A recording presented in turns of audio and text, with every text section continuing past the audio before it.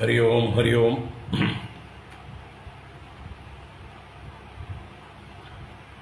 ഓം ശുക്ലാംബരധരം വിഷ്ണും ശശിവർണം ചതുർഭുജം പ്രസന്നവദനം ധ്യായേത് സർവവിഘ്നോപശാന്തയേ. ഗുരവേ സർവലോകാനാം ഭിഷജേ ഭവരോഗിണാം നിധയേ സർവവിദ്യാനാം ദക്ഷിണാമൂർത്തയേ നമഃ. ജന്മാദ്യസ്യ യതോന്മയാദിതരതശ്ചാർത്ഥേഷ്വഭിജ്ഞസ്വരാട് തേനേ ബ്രഹ്മഹൃദായ ആദികവയേ മുഹ്യന്തി യത്സൂരയഃ.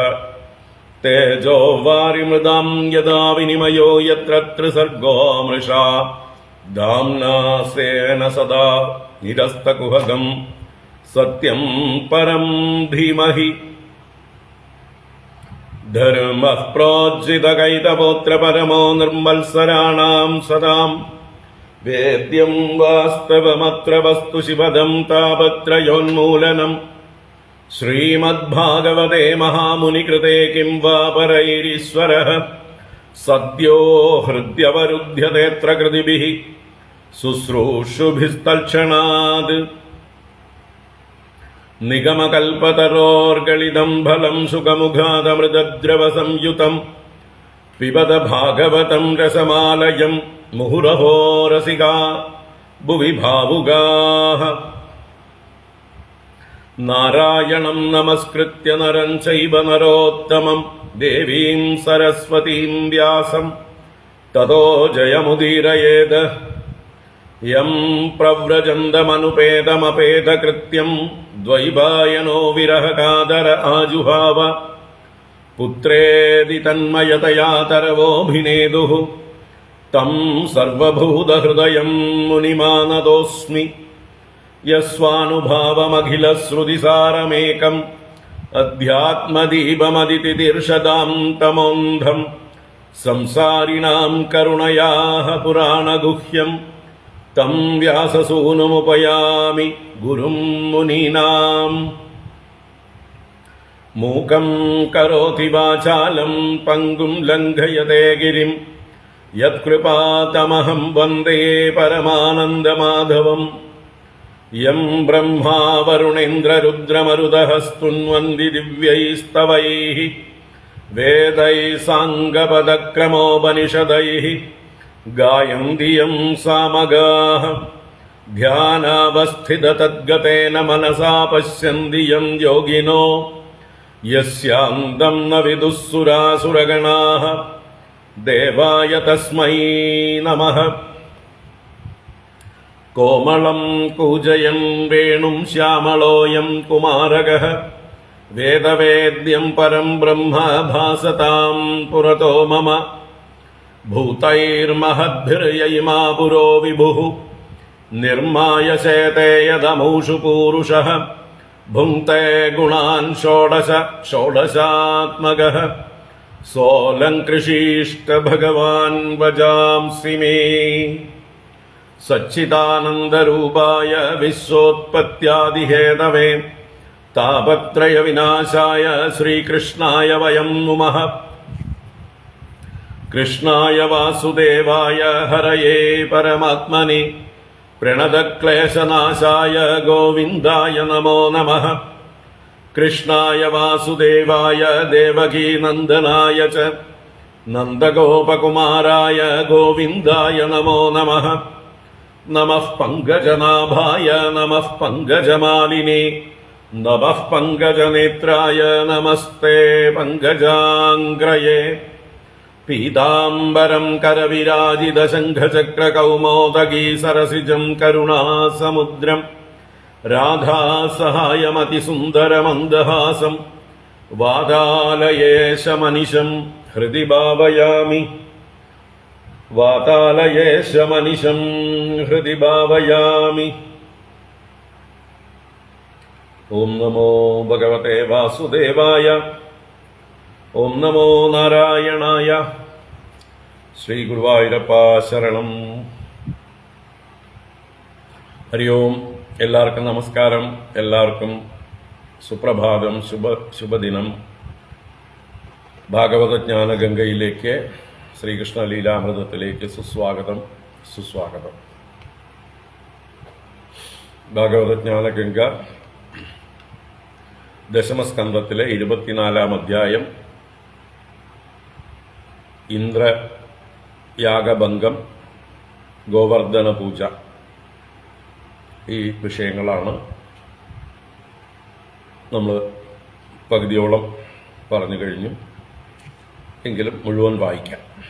ആദ്യം തൊട്ട് വായിക്കാം. ഓം നമോ ഭഗവതേ വാസുദേവായ. അഥ ശ്രീമദ്ഭാഗവതേ ദശമസ്കന്ധേ പൂർവാർദ്ധേ ചതുർവിംശതിതമോऽധ്യായഃ. ശ്രീശുക ഉവാച. ഭഗവാനപി തത്രൈവ ബലദേവേന സംയുതഃ അപശ്യന്നിവസൻ ഗോപാൻ ഇന്ദ്രയാഗകൃതോദ്യമാൻ. തദഭിജ്ഞോപി ഭഗവാൻ സർവാത്മാ സർവദർശനഃ. പ്രശ്രയാവനതോ പൃച്ഛത് വൃദ്ധാൻ നന്ദപുരോഗമാൻ. കഥ്യതാം മേ പിതഃ കോയം സംഭ്രമോ വ ഉപാഗതഃ. കിം ഫലം കസ്യ ചോദ്ദേശഃ കേന വാ സാധ്യതേ മഗഃ. ഏതദ്ബ്രൂഹി മഹാൻ കാമോ മഹ്യം ശുശ്രൂഷവേ പിതഃ. നഹി ഗോപ്യം ഹി സാധൂനാം കൃത്യം സർവാത്മനാമിഹ. അസ്തസ്വപരദൃഷ്ടീനാം അമിത്രോദാസ്തവിദ്വിഷാം. ഉദാസീനോ ഹരിവദ്വർജ്യഃ ആത്മവത് സുഹൃദുച്യത്തെ. ജ്ഞാത്വാ ജ്ഞാത്വാ ച കർമാണി ജനോയം അനുതിഷ്ഠതി. വിദുഷഃ കർമ്മസിദ്ധി സ്യാത് തഥാ ന അവിദുഷോ ഭവേത്. തത്ര താവത് ക്രിയായോഗോ ഭവതാം കിം വിചാരിതഃ. അഥവാ ലൗകികസ്തന്മേ പൃച്ഛതഃ സാധുമന്യതാം. നന്ദ ഉവാച. പർജന്യോ ഭഗവാനിന്ദ്രോ മേഘാസ്തസ്യാത്മമൂർത്തയഃ. തേഭിവർഷന്തി ഭൂതാനാം പ്രീണനം ജീവനം പയഃ. തം താത വയമന്യേ ച വാർമുചാം പതിമീശ്വരം. ദ്രവ്യൈസ്തദ്രേതസാ സിദ്ധൈഃ യജന്തെ ക്രതുഭിർനരാഃ. തച്ഛേഷേണ ഉപജീവന്തി ത്രിവർഗബലഹേതവേ. പുംസാം പുരുഷകാരാണാം പർജന്യഃ ബലഭാവനഃ. യ ഏവം വിസൃജേത് ധർമ്മം പാരമ്പര്യാഗതം നരഃ. കാമാല്ലോഭാത് ഭയാദ്വേഷാത് സ വൈ നാപ്നോതി ശോഭനം. ശ്രീശുക ഉവാച. വചോ നിശമ്യ നന്ദസ്യ തഥാന്യേഷാം വ്രജൗകസാം. ഇന്ദ്രായ മന്യും ജനയൻ പിതരം പ്രാഹ കേശവഃ.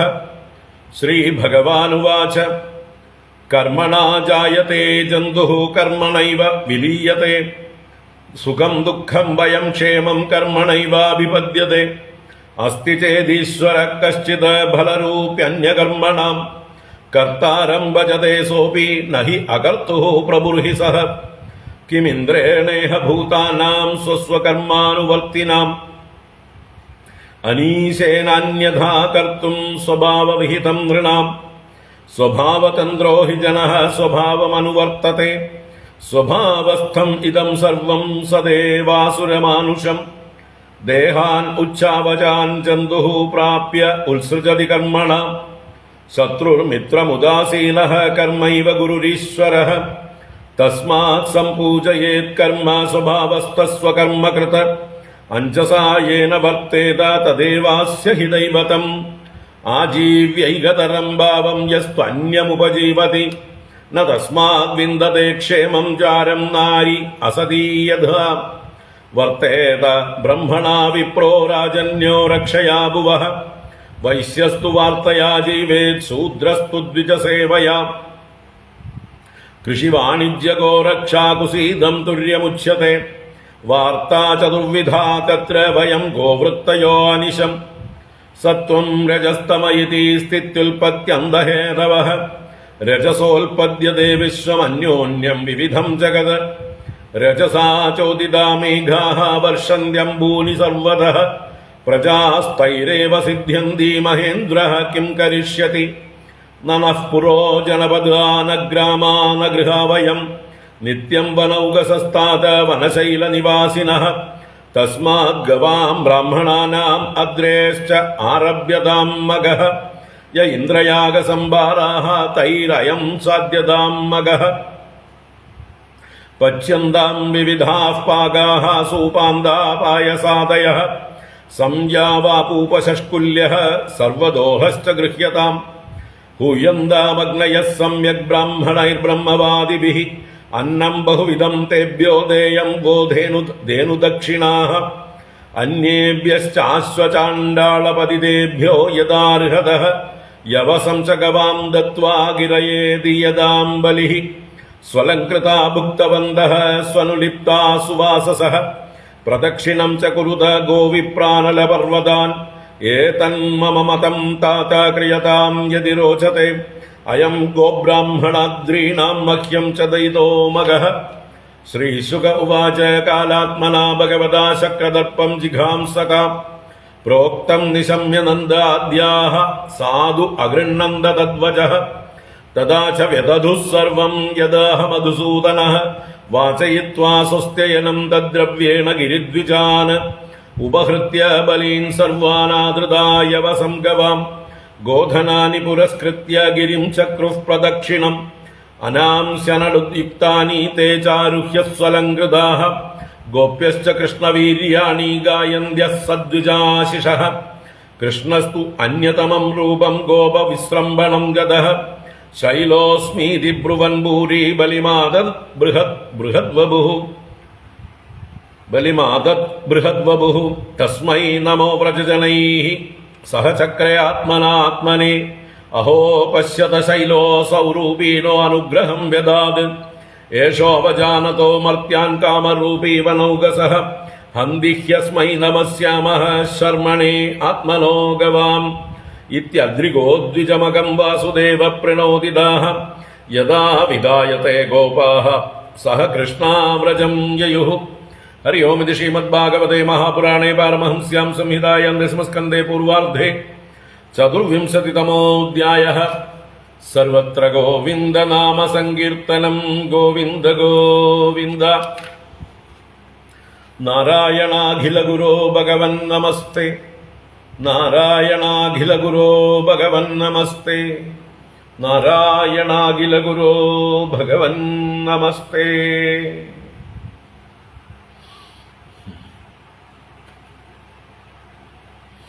ഹരി ഓം. എല്ലാവർക്കും ഒരിക്കൽ കൂടെ നമസ്കാരം. എല്ലാവർക്കും സുപ്രഭാതം, ശുഭദിനം, സുസ്വാഗതം.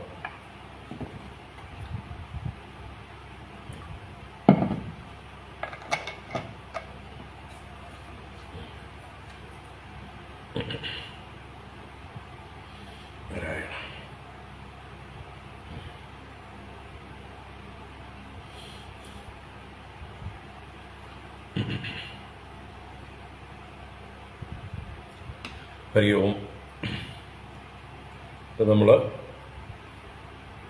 ദശമസ്കന്ധത്തിലെ 24-ാം അധ്യായം ഇന്ദ്രയാഗ ഭംഗം, ഗോവർദ്ധന പൂജ, ഈ വിഷയങ്ങളാണ് കണ്ടുകൊണ്ടിരിക്കുന്നത്. ഇവിടെ ഗോപന്മാര് നന്ദന്റെ നേതൃത്വത്തിൽ ഇന്ദ്രയാഗത്തിന് ഒരുക്കങ്ങളൊക്കെ ചെയ്യുന്നത് കണ്ട് ആ ഒരുക്കങ്ങളെല്ലാം ആവുന്നതുവരെ കാത്തിരുന്ന് പിന്നീട് അച്ഛനെ മുൻനിർത്തിക്കൊണ്ട് മറ്റുള്ള ഗോപന്മാരോടും ആയിട്ട് ഭഗവാൻ ചോദിക്കുന്ന കുറെ ചോദ്യങ്ങളെ ആദ്യം കണ്ടു. അതിന് നന്ദൻ മറുപടി പറയുന്നത് കണ്ടു. ഇന്ദ്രനാണ് മഴ പെയ്യിക്കുന്നത്. മേഘങ്ങൾ അദ്ദേഹത്തിൻ്റെ ആത്മമൂർത്തികളാണ്. ആ മേഘങ്ങളാണ് നമുക്ക് എല്ലാ ജീവജാലങ്ങൾക്കും ജീവനവും പ്രീണനവുമായ ആ പയസ്സിനെ, ജലത്തെ വർഷിക്കുന്നത്. അങ്ങനെയുള്ള മേഘങ്ങളുടെ മുഴുവൻ പതിയായ ഈശ്വരനായ ആ ഇന്ദ്രനെ നമ്മൾ മനുഷ്യർ ദ്രവ്യൈഹി ക്രതുഭിഹി നരാഹ യജന്തെ. അതെങ്ങനെ? തദ്രേവസാ സിദ്ധൈഹി. ആ മഴ കൊണ്ട് തന്നെ ലഭിച്ച ദ്രവ്യങ്ങളെ കൊണ്ട് ആ ദേവനെ നമ്മൾ ആരാധിക്കുന്നു. യജ്ഞശിഷ്ടം ഭുജിച്ചുകൊണ്ടാണ് നമ്മളെല്ലാം കഴിഞ്ഞു പോകുന്നത്. നമുക്ക് ധർമാർത്ഥ കാമങ്ങളാകുന്ന ത്രിവർഗങ്ങൾ ലഭിക്കാനായിക്കൊണ്ട് നമ്മൾ പൂജിക്കുന്നു. നമ്മൾ ചെയ്യുന്ന പ്രയത്നങ്ങൾക്കെല്ലാം ഫലം നൽകുന്നത് പർജന്യനാണ്, അഥവാ ഇന്ദ്രനാണ്. അതുകൊണ്ട് ഇന്ദ്രൻ പൂജ്യനാണ്. അപ്പോൾ നമ്മളിങ്ങനെ പൂർവീകമായി പാരമ്പര്യമായിട്ട് പൂജിച്ചു വരുന്നു. ഈ പാരമ്പര്യത്തെ ആരാണോ കാമം കൊണ്ടോ ലോഭം കൊണ്ടോ ഭയം കൊണ്ടോ ദ്വേഷം കൊണ്ടോ വിസർജിക്കുന്നത്, ഉപേക്ഷിക്കുന്നത്, സവൈ ന ആപ്നോതി ശോഭന, അവൻ ശോഭനത്തെ, സുഖത്തെ, നന്മയെ, ശ്രേയസ്സിനെ ഒന്നും പ്രാപിക്കുകയില്ല. അതുകൊണ്ട് നമ്മുടെ പൂർവികന്മാർ ആചരിച്ചു വന്ന കാര്യങ്ങൾ നമ്മളും അതുപോലെ അനുഷ്ഠിക്കേണ്ടതാണ്. അതിൻ്റെ യുക്തി ഇന്നതാണ് എന്നും, അപ്പോൾ ആ അനുഷ്ഠാനത്തിനുള്ള ശ്രദ്ധയും അതിൻ്റെ യുക്തിയും നന്ദൻ വളരെ നന്നായിട്ട് തന്നെ പറഞ്ഞു. പക്ഷെ ഇവിടെ ഭഗവാന്റെ ഉദ്ദേശം എന്താണ്? ഇന്ദ്രന്റെ അഹങ്കാരം ശമിപ്പിക്കലാണ്. അതുകൊണ്ട് ഇന്ദ്രായ മന്യും ജനയൻ പിതരം പ്രാഹകേശവ. ഭഗവാൻ അച്ഛനോട് പിന്നെയും പറഞ്ഞു, ഓരോരുത്തരും അവരവരുടെ പൂർവ്വകർമ്മങ്ങളെ കൊണ്ടാണ് ജനിക്കുന്നത്. കർമ്മങ്ങളാൽ തന്നെയാണ് അവരുടെ ലയവും സുഖവും ദുഃഖവും ഭയവും ക്ഷേമവും എല്ലാം അവരവരുടെ കർമ്മങ്ങൾക്കനുസരിച്ചാണ് പ്രാപിക്കുന്നത്. എല്ലാ കർമ്മങ്ങൾക്കും ഫലം കൊടുക്കുന്ന ഒരു ഈശ്വരൻ ഉണ്ടെങ്കിൽ അദ്ദേഹവും കർത്താവിനെ ആശ്രയിച്ച് തന്നെയാണ് അത് ചെയ്യുന്നത്. ആ കർത്താവിന് ഫലം കൊടുക്കാൻ പ്രഭുവല്ല ആ ഈശ്വരൻ. ഒരു കർമ്മവും ചെയ്യാത്ത ഒരാൾക്ക് ഫലം കൊടുക്കാനുള്ള ആ ഒരു സാമർഥ്യം അദ്ദേഹത്തിന് ഇല്ല. അപ്പോൾ ഇന്ദ്രനാണെങ്കിലും അദ്ദേഹത്തെ കൊണ്ട് എന്താവാനാണ്? ഓരോരുത്തരും അവരവരുടെ കർമ്മങ്ങൾക്കനുസരിച്ച് വർത്തിക്കുമ്പോൾ നമ്മൾ ഇന്ദ്രനെ ഭയപ്പെടേണ്ട കാര്യമൊന്നുമില്ല. ഇന്ദ്രൻ അനീശനാണ്. നമ്മൾ ഓരോരുത്തരും ചെയ്യുന്ന കർമ്മങ്ങളെ അന്യതാകർത്തും അദ്ദേഹം അനീശ. നമ്മൾ ചെയ്യുന്ന കർമ്മത്തിന് ഫലം തരാതിരിക്കാനും ആവില്ല അദ്ദേഹത്തിന്, ചെയ്യാത്ത കർമ്മത്തിന് ഫലം തരാനും അദ്ദേഹത്തിനാവില്ല. പിന്നെ ഇപ്പം അദ്ദേഹം എന്താ? അദ്ദേഹം ഒരു നിമിത്തം മാത്രം. ഓരോരുത്തരും അവരവരുടെ സ്വഭാവത്തിനനുസരിച്ചാണ് പ്രവർത്തിക്കുന്നത്, സ്വഭാവത്തെ അനുവർത്തിക്കുന്നു. ഈ ലോകം തന്നെ ദേവാസുര മാനുഷം സർവമിതം സ്വഭാവസ്ഥ, എല്ലാം അവരവരുടെ സ്വഭാവത്തിലാണ് സ്ഥിതി ചെയ്യുന്നത്. അങ്ങനെ അവരവരുടെ കർമ്മങ്ങളെ കൊണ്ട് നല്ലതും ചീത്തയുമായിട്ടുള്ള ദേഹങ്ങളെ പ്രാപിക്കുന്നു ഈ ജീവൻ. അവനവന്റെ ശത്രുവും മിത്രവും ഉദാസീനവും ഗുരുവും ഈശ്വരനും എല്ലാം അവനവന്റെ കർമ്മം തന്നെയാണ്. അപ്പൊ അതുകൊണ്ട് തസ്മാത് സംപൂജയേത് കർമ്മ സ്വഭാവസ്ഥ സ്വകർമ്മകൃത്ത്, അവനവന്റെ സ്വഭാവത്തിൽ സ്ഥിതി ചെയ്യുന്നവനായിട്ട് സ്വകർമ്മത്തെ ചെയ്യുന്നവനായി കർമ്മത്തെയാണ് പൂജിക്കേണ്ടത്. ആ കർമ്മം തന്നെയാണ് ഏത് കർമ്മത്തിലാണോ ഒരാൾക്ക് എളുപ്പത്തിൽ പ്രവർത്തിക്കാൻ കഴിയുന്നത്, അനായാസമായി ചെയ്യാൻ കഴിയുന്നത്, അഞ്ജസായേന വർത്തേത തദേവ അസ്യഹി ദൈവതം, അത് തന്നെയാണ് അവന് ദൈവതം, അത് തന്നെയാണ് അവന്റെ വിധിക്കപ്പെട്ടതായിട്ടുള്ള കർമ്മം, അവന്റെ വാസനയ്ക്കനുസരിച്ചതായിട്ടുള്ള കർമ്മം. ഇനി ഒരാളെ ആശ്രയിച്ച് കഴിയുമ്പോൾ മറ്റൊരാളെ പൂജിക്കുന്നത്, മറ്റൊരാളെ ആശ്രയിക്കുന്നത്, ഒരു സ്ത്രീ തൻ്റെ ഭർത്താവിനെ മറന്നുകൊണ്ട് ജാരനെ സമീപിക്കുന്നത് പോലെയാണ്, ജാരനെ സേവിക്കുന്നത് പോലെയാണ്. അതുകൊണ്ട് കർമ്മത്തെയാണ് ആരാധിക്കേണ്ടത്, ഇന്ദ്രനെയല്ല. ഇങ്ങനെ ഭഗവാൻ ചില ന്യായങ്ങൾ പറഞ്ഞ് ഈ ഗോപന്മാരെ കൺവിൻസ് ചെയ്യിക്കുകയാണ്. ഭഗവാൻ പറയുന്നതിലൊക്കെ ന്യായമുണ്ട്. ഇത് ആരുടെ ന്യായങ്ങളാണ്? ഇതെല്ലാം പൂർവമീമാംസകന്മാരുടെ ന്യായമാണ് ഇതുവരെ പറഞ്ഞത്. അതിലുള്ള നല്ലതൊക്കെ ഭഗവാൻ ഇങ്ങോട്ട് എടുത്തു, എന്നിട്ട് അതുകൊണ്ട് വാദിക്കുകയാണ്. അപ്പൊ ഇത് നമ്മുടെ കർമ്മങ്ങളെ ശുദ്ധീകരിക്കാൻ സഹായിക്കുന്ന ന്യായങ്ങളാണ്. നമ്മുടെ കർമ്മങ്ങൾക്ക് നമ്മുടെ ജീവിതത്തെ നിശ്ചയിക്കാൻ സാമർഥ്യമുണ്ട്. നമ്മുടെ സുഖദുഃഖങ്ങളൊക്കെ തീരുമാനിക്കുന്നത്, നമ്മുടെ ജന്മങ്ങളെ തീരുമാനിക്കുന്നത് എല്ലാം കർമ്മമായതുകൊണ്ട് അവനവന്റെ കർമ്മത്തെ ബഹുമാനിക്കണം. കർമ്മത്തെ വേണ്ട സമയത്ത് വേണ്ടതുപോലെ ചെയ്യേണ്ടതാണ്. ഈ ഒരു കർമ്മത്തിലുള്ള നിഷ്ഠ പ്രവൃത്തി നിരതന്മാർക്ക് ഉണ്ടായിരിക്കണം. അപ്പൊ അതിനു വേണ്ടിയിട്ടാണ് പൂർവമീമാംസകന്മാരുടെ ഈ വാദത്തെയെല്ലാം ഭഗവാൻ അംഗീകരിച്ചിരിക്കുന്നത്. അതിൽ യാതൊരു തെറ്റും ഇല്ല. പക്ഷെ അത് ആത്യന്തികമല്ല എന്ന് മാത്രം. പൂർവമീമാംസ എന്നുള്ളത് ഒരു പടിയാണ്, അന്ധക്കരണ ശുദ്ധിക്ക് വേണ്ടിയിട്ടുള്ള ഒരു പടി. ചിത്തശുദ്ധി നേടിക്കഴിഞ്ഞാൽ പിന്നെ പരീക്ഷ ലോകാൻ കർമ്മചിതാൻ ബ്രാഹ്മണ നിർവേദമായാത് നാസ്തി അകൃത കൃതേന തദ്വിജ്ഞാനാർത്ഥം സ ഗുരുമേവാഭിഗച്ഛേത് സമിത്പാണി ശ്രോത്രിയം ബ്രഹ്മനിഷ്ഠം.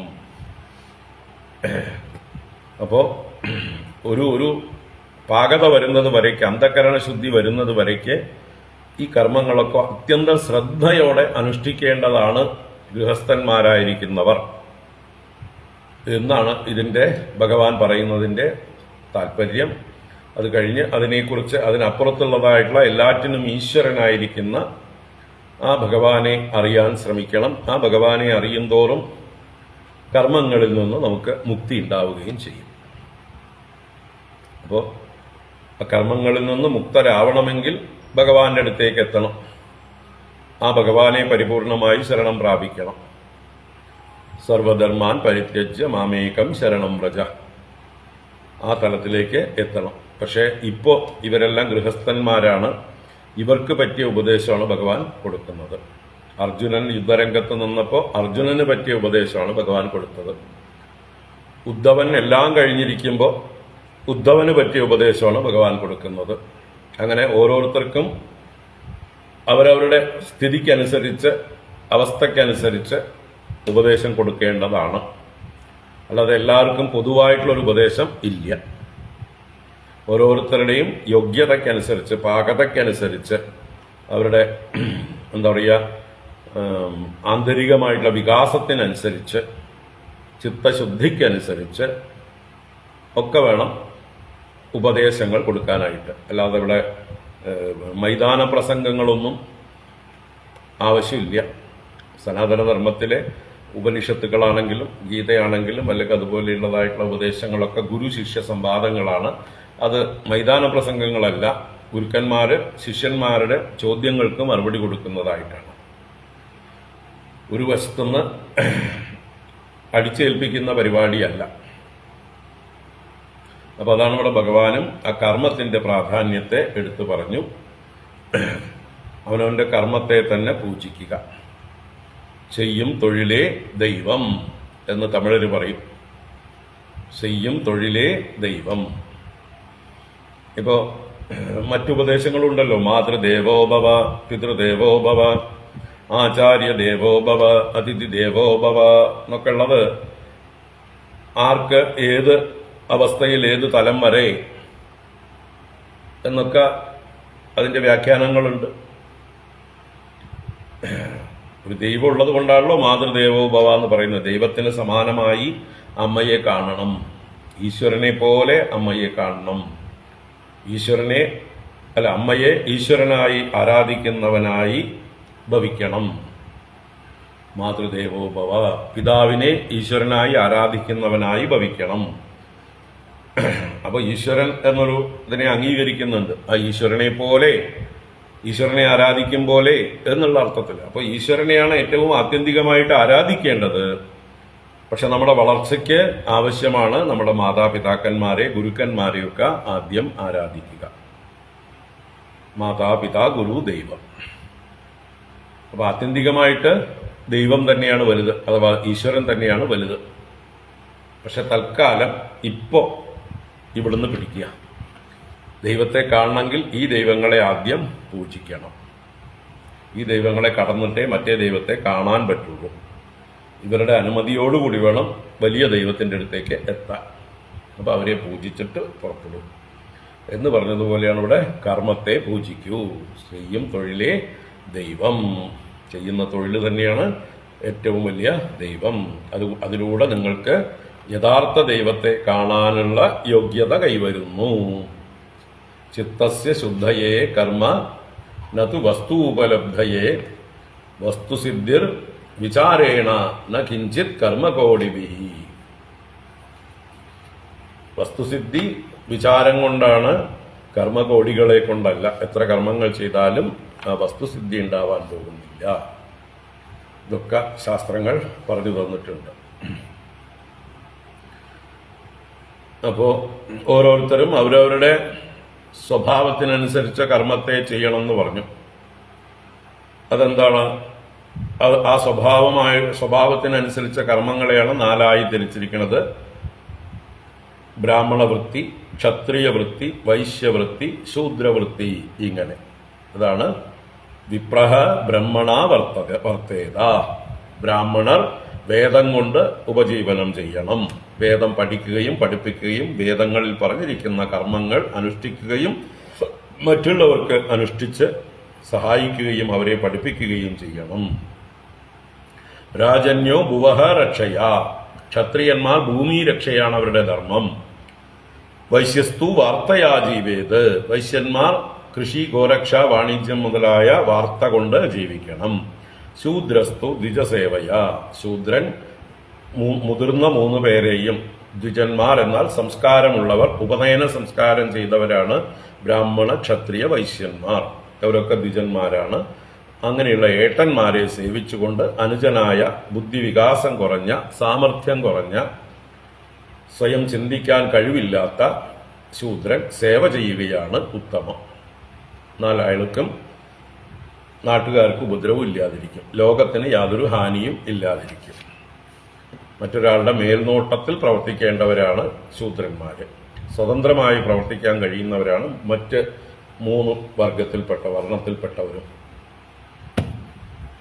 അവർക്ക് വേണ്ട വിദ്യാഭ്യാസം, സംസ്കാരം എല്ലാം കിട്ടിയിട്ടുണ്ട്. അതുകൊണ്ട് അവർക്ക് സ്വതന്ത്രമായിട്ട് വർത്തിക്കാം. അവരവരുടേതായിട്ടുള്ള തൊഴില് നേതൃത്വം കൊടുത്ത് ചെയ്യാം. ശൂദ്രന്മാർക്ക് നേതൃഗുണമില്ലാത്തത് കൊണ്ട്, അറിവില്ലാത്തത് കൊണ്ട് മറ്റൊരാൾ അയാളെ നിയന്ത്രിക്കണം. അതല്ലെങ്കിൽ അബദ്ധങ്ങൾ ചെയ്യും. അപ്പോൾ ഇവിടെ വൈശ്യന്റെ വൃത്തിയെക്കുറിച്ച് വൈശ്യസ്തു വാർത്തയാ ജീവേതെന്ന് പറഞ്ഞു. അതിനെ ഒന്ന് വിസ്തരിക്കുകയാണ്. എന്നിട്ട് നമ്മൾ വൈശ്യന്മാരിൽപ്പെട്ടവരാണ് എന്ന് പറയാൻ വേണ്ടി നമ്മൾക്ക് ചെയ്യേണ്ടത് നമ്മുടെ തൊഴില് പശുക്കളെ മേയ്ക്കലാണ്. ആ പശുക്കളെയാണ് നമ്മൾ പൂജിക്കേണ്ടത് എന്ന് പറയാൻ വരികയാണ്. അപ്പോൾ നോക്കാം 21-ാം ശ്ലോകം മുതൽ. കൃഷിവാണിജ്യ ഗോരക്ഷാ കുസീദം തുര്യമുച്യത്തെ വാർത്താ ചതുർവിധാ തത്ര വയം ഗോവൃത്തയോനിശം. കൃഷിവാണിജ്യ ഗോരക്ഷാ കുസീദം തുര്യമുച്യത്തെ വാർത്താ ചതുർവിധാ തത്ര വയം ഗോവൃത്തയോനിശം. ഇവിടെ വൈശ്യന്റെ വൃത്തി എങ്ങനെയൊക്കെയാണ്? കൃഷി, വാണിജ്യ, ഗോരക്ഷ, കുസീതം. ആ കുസീതത്തെയാണ് തുര്യം ഉച്ചത എന്ന് പറയുന്നത്. 4ാമതായിട്ട് തുര്യം എന്നാൽ 4ാമത്തേത് ഏതാണ്? കുസീതം. അപ്പൊ എന്താ കുസീതം? കുസീതം എന്നുള്ളത് പലിശയ്ക്ക് കൊടുക്കലും മറ്റുമൊക്കെയാണ്. പണം കയ്യിൽ ധാരാളം ഉള്ളപ്പോൾ അതിനെ ആവശ്യക്കാർക്ക് കൊടുത്തിട്ട് അതിനൊരു പ്രതിഫലം വാങ്ങിക്കുക. പലതരത്തില് അല്ലെ, ഇപ്പൊ ഈ ചിട്ടി, ഫണ്ട്, അങ്ങനെയൊക്കെ പലതും നടത്തുന്നുണ്ട്. ഇതൊക്കെ ആരാ കൂടുതലും? വൈശ്യന്മാർക്ക് ആവശ്യമുള്ളതാണ്. അവർക്ക് പൈസ പെട്ടെന്ന് ആവശ്യം വരുമ്പോൾ ഓടിച്ചെന്ന് എടുക്കാൻ പറ്റിയതാണ് ഈ ചിട്ടിയും ഫണ്ടും ഒക്കെ. എന്നിട്ട് അത് കഴിഞ്ഞിട്ട് അതിന്റെ ഒരു കമ്മീഷനോടുകൂടി അല്ലെങ്കിൽ പലിശയോടുകൂടി ചേർത്ത് അവർ തിരിച്ച് അടയ്ക്കുന്നു. അതുപോലെ ഇപ്പോഴൊക്കെ ബാങ്കിൽ നിന്ന് എടുക്കുന്നു, പലിശ കൊടുക്കുന്നു. മറ്റത് പണ്ട് കാലത്ത് ധനികന്മാരായിട്ടുള്ളവർ ദരിദ്രന്മാർക്ക് അല്ലെങ്കിൽ ആവശ്യക്കാരായിട്ടുള്ള കച്ചവടക്കാർക്കും മറ്റുമൊക്കെ ആവശ്യത്തിനുള്ള പണം വിതരണം ചെയ്യുന്നു. എന്നിട്ട് അതിനൊരു പ്രതിഫലം വാങ്ങിക്കുന്നു. അതിനാണ് കുസീതം എന്ന് പറയുന്നത്. ഹുണ്ടിക വ്യാപാരം എന്നൊക്കെ പണ്ട് പറയും. ഹുണ്ടികൾ എന്നൊക്കെയാണ് പണ്ട് പറയുക. അപ്പൊ കൃഷി എന്ന് പറഞ്ഞാൽ ഉൽപാദന പ്രക്രിയയാണ്.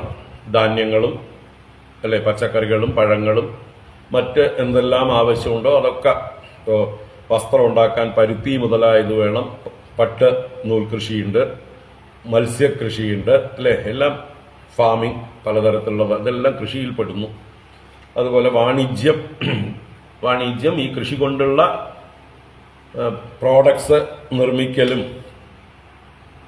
ധാന്യങ്ങളൊക്കെ കൃഷി ചെയ്തതിനെ ഉണക്കി പാകപ്പെടുത്തി അതിനെ അങ്ങാടിയിലേക്ക് എത്തിക്കലും, അങ്ങാടിയിൽ ചില്ലറ കച്ചവടങ്ങൾ ചെയ്യലും ഇതെല്ലാം ഹോൾസെയിലും റീറ്റെയിലും എല്ലാം വാണിജ്യങ്ങളാണ്. അതുപോലെ പല ഇൻഡസ്ട്രികളും വാണിജ്യത്തിൽ പെടുന്നു. എന്നുവെച്ചാൽ പല യന്ത്രങ്ങൾ നിർമ്മിക്കൽ അല്ലെങ്കിൽ അതുപോലെയുള്ള കാര്യങ്ങളൊക്കെ വാണിജ്യം. ഗോരക്ഷ, പശുക്കളെ മേക്കൽ.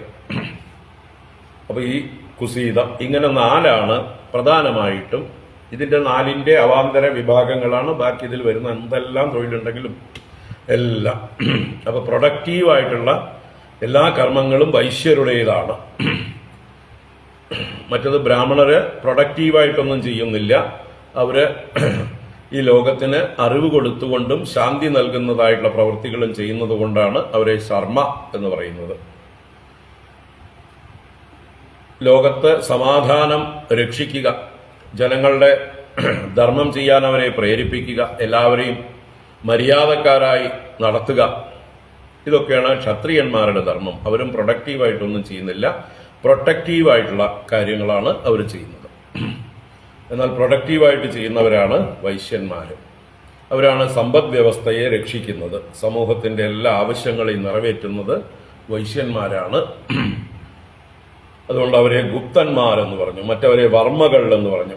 സമൂഹത്തിന്റെ കവചങ്ങളാണ് വർമ്മകൾ. സമൂഹത്തിന് ആവശ്യമായിട്ടുള്ള ധനത്തെ സംരക്ഷിക്കുന്നവരാണ്. പരമ്പരയാ കൃഷി ചെയ്തുകൊണ്ട് വിത്തുകളെ സംരക്ഷിക്കുന്നു, അല്ലെ? ഏതെല്ലാം വിത്തുകൾ ഇപ്പോൾ ഇല്ലാതെയായി കഴിഞ്ഞു, കൃഷി നഷ്ടപ്പെട്ടിട്ട്. ഏതെല്ലാം എന്താ പറയുക, ജീവജാലങ്ങൾ നഷ്ടമായി കഴിഞ്ഞു. വളർത്തുമൃഗങ്ങളിൽ തന്നെ അല്ലെങ്കിൽ നമ്മൾ പശുക്കളുടെയൊക്കെ എത്ര മാറ്റങ്ങൾ വന്നു കഴിഞ്ഞു. പണ്ടത്തെ പശുക്കളൊന്നും ഇപ്പം ഇല്ലല്ലോ. അത്യാവശ്യം നാടൻ പശുക്കളെ സംരക്ഷിക്കാൻ കുറേ ആളുകൾ പരിശ്രമിച്ചു കൊണ്ടിരിക്കുന്നുണ്ട്. പഴയതുപോലെ സുലഭമായിട്ടില്ല. അപ്പം ഇതൊക്കെ സംരക്ഷണത്തിൽ പെടുന്നതാണ്. പ്രകൃതി സമ്പത്തിനെ സംരക്ഷിക്കുക, ധനവ്യവസ്ഥിതിയെ സംരക്ഷിക്കുക, അങ്ങനെ ജനങ്ങൾക്ക് ആവശ്യമായിട്ടുള്ള വസ്തുക്കളെല്ലാം ഉണ്ടാക്കി രക്ഷിക്കുക. ഇതൊക്കെ കൊണ്ടാണ് അവരെ ഗുപ്ത എന്ന നാമം കൊണ്ട് അറിയപ്പെടുന്നത്. ഗുപ്തന്മാർ, ഗോപനം ചെയ്യുന്നവർ. അപ്പൊ അവരെ ഈ മുകളിൽ പറഞ്ഞ 3 പേർക്കും ആവശ്യമുള്ള സഹായം ചെയ്യലാണ് മുമ്പേ പറഞ്ഞ ശൂദ്രന്റെ കർത്തവ്യം. അപ്പൊ ഇങ്ങനെ 4 പ്രകാരത്തിൽ വാർത്ത ചതുർവിധ. വാർത്ത എന്ന് പറഞ്ഞാൽ വൈശ്യവൃത്തി. ചതുർവിധ 4 പ്രകാരത്തിലാകുന്നു. തത്ര വയം ഗോവൃത്തയോ അനിശം. ഇതിൽ ഗോരക്ഷ എന്ന് 3ാമതായിട്ട് പറഞ്ഞല്ലോ. അത് തന്നെയാണ് നമ്മുടെ വൃത്തി. അതുകൊണ്ട് നമ്മൾ വൈശ്യന്മാരിൽ പെടുന്നതാണ് നമ്മുടെ പ്രവൃത്തി കൊണ്ട്. അതാണ് വയം ഗോവൃത്തയ അനിശം. നമ്മൾ ഗോക്കളെ കൊണ്ട് ഉപജീവനം ചെയ്യുന്നവരാണ്. പശുപരിപാലനമാണ് നമ്മുടെ ധർമ്മം എന്ന് പറഞ്ഞ് ആ പശുക്കളെ പരിപാലിക്കുന്ന തൊഴിൽ ചെയ്യുന്നവർ പശുക്കളെയാണ് പൂജിക്കേണ്ടത്, അതിനോട് ബന്ധപ്പെട്ട കാര്യങ്ങളെയാണ് പൂജിക്കേണ്ടത് എന്ന് പറയാൻ വേണ്ടിയിട്ടാണ് ഇത് പറയുന്നത്. സത്വം രജസ്തമയിതി സ്ഥിത്യുൽപത്യന്തഹേതവഃ രജസോൽപദ്യതേ വിശ്വം അന്യോന്യം വിവിധം ജഗത്.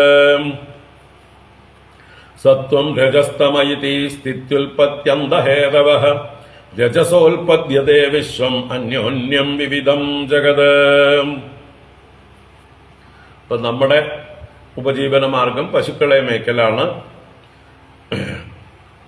അപ്പൊ പശുക്കൾക്ക് വേണ്ട പുല്ല്, വെള്ളം മുതലായതൊക്കെ മഴയിൽ നിന്നാണ് ഉണ്ടാവുന്നത്. ആ മഴ നൽകുന്നത് ഇന്ദ്രനാണ്. അതുകൊണ്ട് ഇന്ദ്രനെ പൂജിക്കേണ്ടതാണ് എന്ന് പറയുന്ന ഗോപന്മാർക്ക് ഭഗവാൻ അവരവരുടെ തൊഴിൽ കൊണ്ട് തന്നെ അവരവർക്ക് വേണ്ടതെല്ലാം ലഭിക്കും. ആ തൊഴിലിനോട് ബന്ധപ്പെട്ട വസ്തുക്കളെയാണ് പൂജിക്കേണ്ടത് എന്നുള്ള ന്യായം. എന്ന് വെച്ചാൽ ഈശ്വരനെ അഥവാ ഈ പറഞ്ഞ ഇന്ദ്രാദികളെ, ദേവന്മാരെയൊക്കെ അല്പം നിഷേധിച്ചുകൊണ്ടുള്ള നിരീശ്വര സാഖ്യം എന്ന് പറയുന്ന ഒരു ദർശനമുണ്ട്. സാഖ്യ ദർശനത്തിൽ തന്നെ സേശ്വര സാഖ്യം, നിരീശ്വര സാഖ്യം. ഈശ്വരനെ അംഗീകരിച്ചുകൊണ്ടുള്ള ഒരു സാഖ്യം, ഈശ്വരനെ നിഷേധിച്ചുകൊണ്ടുള്ള ഒരു സാഖ്യം. ആ നിരീശ്വര സാഖ്യത്തെയാണ് ഇവിടെ ഭഗവാൻ എടുത്ത് ഉപയോഗിക്കുന്നത്. ഭഗവാന്റെ വാക്കുകള് ആ നിരീശ്വര സാഖ്യമാണ്. ഇത് പിന്നീട് ആ സാഖ്യന്മാര്, നിരീശ്വര സാഖ്യന്മാര് ഇതിനെ തന്നെ ഒരു പ്രമാണമായി പിടിച്ചുകൊണ്ട് അവരുടെ പദ്ധതികൾ ഉണ്ടാക്കി. അപ്പൊ ഭഗവാൻ തന്നെയാണ് ആദ്യം ഇതൊക്കെ ഉപയോഗിച്ചിരിക്കുന്നത്. ഓരോ കാര്യങ്ങൾ സാധിക്കാൻ വേണ്ടി അപ്പപ്പോ പറയുന്ന കാര്യങ്ങളാണിത്. ഇതൊന്നും പരമപ്രമാണങ്ങളല്ല, പക്ഷെ അതിന് അതിൻ്റെതായിട്ടുള്ള സാങ്കത്യം ഉണ്ട്. ഓരോ കാര്യത്തിനും ഇതൊക്കെ അറിവിന്റെ ശാഖകളാണ്. ഓരോ അറിവിനും അതിന്റെ പ്രയോജനം ഉണ്ട്.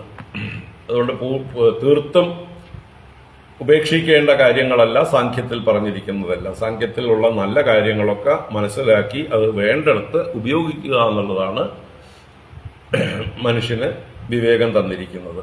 അതുകൊണ്ട് അദ്വൈതം എന്നുള്ളതായിട്ടുള്ള ശാസ്ത്രം ഇതെല്ലാറ്റിനെയും സമന്വയിക്കുന്നുണ്ട്, എല്ലാറ്റിനെയും ഉൾക്കൊള്ളുന്നുണ്ട്, അക്കോമഡേറ്റ് ചെയ്യുന്നുണ്ട്. വേണ്ടതെല്ലാം എടുക്കാൻ തയ്യാറാണ്. തീവ്രവാദമില്ല അദ്വൈതത്തിൽ. അദ്വൈതികൾക്ക് തീവ്രവാദി ആവാൻ പറ്റില്ല. സാഖ്യന്മാരെയോ നൈയായികന്മാരെയോ വൈശേഷികന്മാരെയോ മറ്റേ കർമ്മകാണ്ഡത്തിൽ ഇതായിരിക്കുന്ന പൂർവ്വമീമാംസകന്മാരെയോ ശത്രുക്കളായിട്ട് കാണാൻ പറ്റില്ല. പ്രതിയോഗികളല്ല, അനുജന്മാരാണ്. അനുജന്മാരെങ്ങനെയാ പ്രതിയോഗികളാവുക? അപ്പൊ ഏട്ടന്മാരെ അനുജന്മാരെ കൂട്ടിക്കൊണ്ട് നടക്കുന്നത് പോലെ, അനുജന്മാരെ പ്രോത്സാഹിപ്പിക്കുന്നത് പോലെ സന്ദർഭങ്ങളിലൊക്കെ അവരെ നമ്മൾ അംഗീകരിക്കണം. ഇതാണ് ഭഗവാനും കാണിച്ചു തരുന്നത്. അപ്പോ സത്വം രജഃ തമഃ ഇതി സ്ഥിത്യുൽപത്യന്തഹേതവഃ. ഈ ലോകത്തിന്റെ സ്ഥിതി, ഉൽപ്പത്തി, അന്തം, ഇതിന് ഹേതുക്കളാവുന്നത് 3 ഗുണങ്ങളാണ്. ഇതാണ് സാഖ്യം പറയുന്നത് തന്നെ. 2 സാഖ്യത്തിലും ഇത് സിദ്ധാന്തമാണ്. അതിൽ ഈശ്വരനെ നിഷേധിക്കുന്നവരാണ് നിരീശ്വര സാഖ്യന്മാർ. ഈശ്വരന്റെ ആവശ്യമൊന്നുമില്ല, കാര്യങ്ങളൊക്കെ അതിന്റെ മുറയ്ക്ക് നടന്നോളും, എന്തിനാ നിങ്ങൾ വെറുതെ ആവശ്യമില്ലാതെ ഈശ്വരനെ വലിച്ചഴിക്കണത് എന്ന് ചോദിക്കുന്നവരാണ് നിരീശ്വര സാഖ്യന്മാർ. ഇതൊക്കെ ഇന്നലെയും തുടങ്ങിയതല്ല, ഒരുപാട് കാലങ്ങളായിട്ട് ഈ ചർച്ചകൾ ഇങ്ങനെ നടന്നുകൊണ്ടിരിക്കുന്നുണ്ട്. അപ്പൊ ഈ ആധുനിക കാലത്തുള്ള ബുദ്ധിജീവികൾ ചമയുന്ന ആളുകളൊന്നും ബുദ്ധിജീവികൾ എന്ന് പറയേണ്ട ആവശ്യമൊന്നുമില്ല. എല്ലാവരും ബുദ്ധിയുള്ളവരൊക്കെ തന്നെ. മുമ്പുണ്ടായിരുന്നവരും ബുദ്ധിയുള്ളവർ തന്നെ, ഇപ്പോഴുള്ളവരും ബുദ്ധിയുള്ളവർ തന്നെ. ഇതിനെയൊക്കെ അംഗീകരിക്കുന്നവരും നിരാകരിക്കുന്നവരും ഒക്കെ ബുദ്ധിയുള്ളവർ തന്നെ.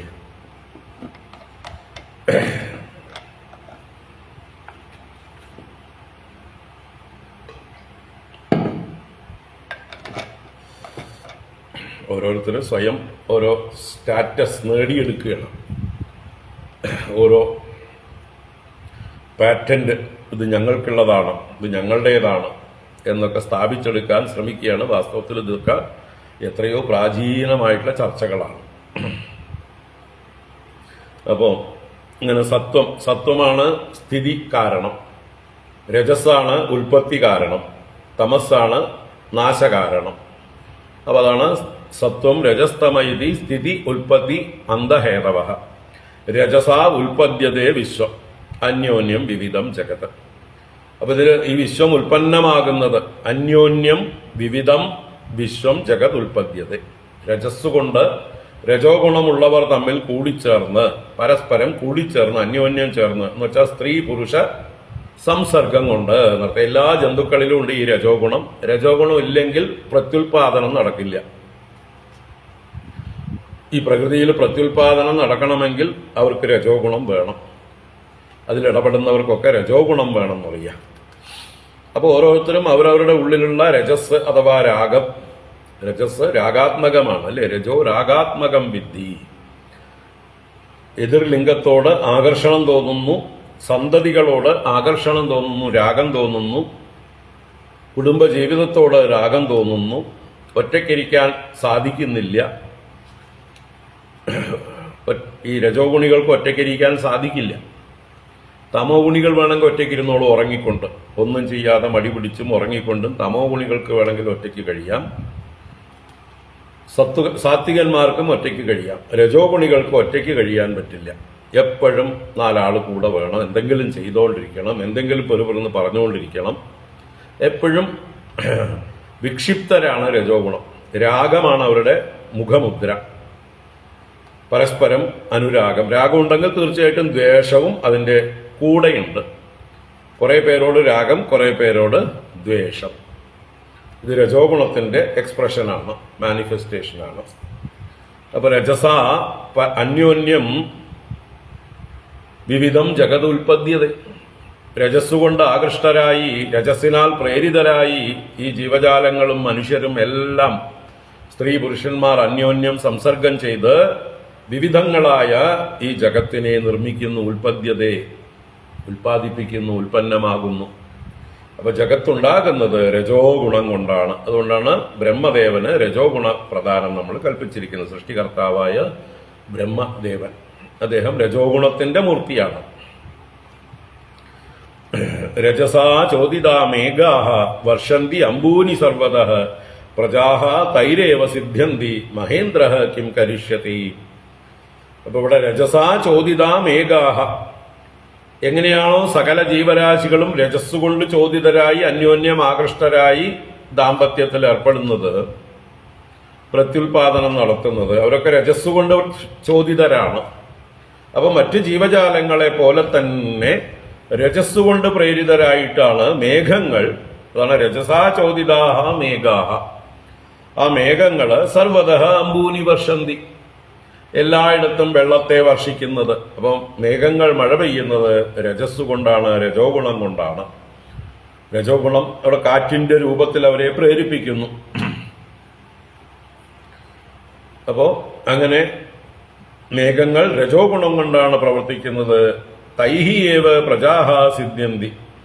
ആ മേഘങ്ങളാൽ, രജോ ഗുണങ്ങളാലാണ് പ്രജകൾക്കും ഈ മഴ ലഭിക്കുന്നത്. പദാർത്ഥങ്ങളെ ലഭിക്കുന്ന ആ മഴ കൊണ്ടാണ് അംബൂനി എന്ന് പറഞ്ഞു കഴിഞ്ഞാൽ തൈഹി അമ്പസ് കൊണ്ടാണ് പ്രജകൾക്ക് എല്ലാ പദാർത്ഥങ്ങളും ലഭിക്കുന്നത്. ഈ കാര്യത്തില് മഹേന്ദ്ര കിം കരിഷ്യതി, അയാൾക്ക് എന്ത് കാര്യം അവിടെ? ഒരു പണിയും ചെയ്യാതെ നോക്കുകൂലി വാങ്ങിക്കുന്ന ആള് അല്ലേ? നമ്മുടെ കേരളത്തിലുള്ള സ്പെഷ്യൽ കൂലിയാണ് നോക്കുകൂലി. ഇവര് ഇന്ദ്രനെ കണ്ട് പഠിച്ചതാ തോന്നുന്നുണ്ട് അല്ലേ? മേൽനോട്ടം വഹിച്ചുകൊണ്ട് നിങ്ങൾ ഇറക്കിക്കോളൂ, കൂലി ഞങ്ങൾക്ക് തന്നോളൂ എന്ന് പറയും CITUക്കാര്. അപ്പൊ അതുപോലെ ഇവിടെ ഇന്ദ്രനും ഒരു കാര്യമില്ല അവിടെ. അയാൾക്ക് എന്ത് കാര്യം? ഇത് നിരീശ്വര സാങ്കത്യത്തിന്റെ വാദമാണ്.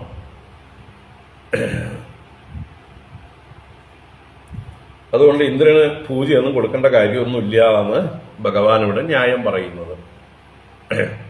ഇതൊക്കെ ഭഗവാന്റെ ലീലയാണെന്ന് മനസ്സിലാക്കണം.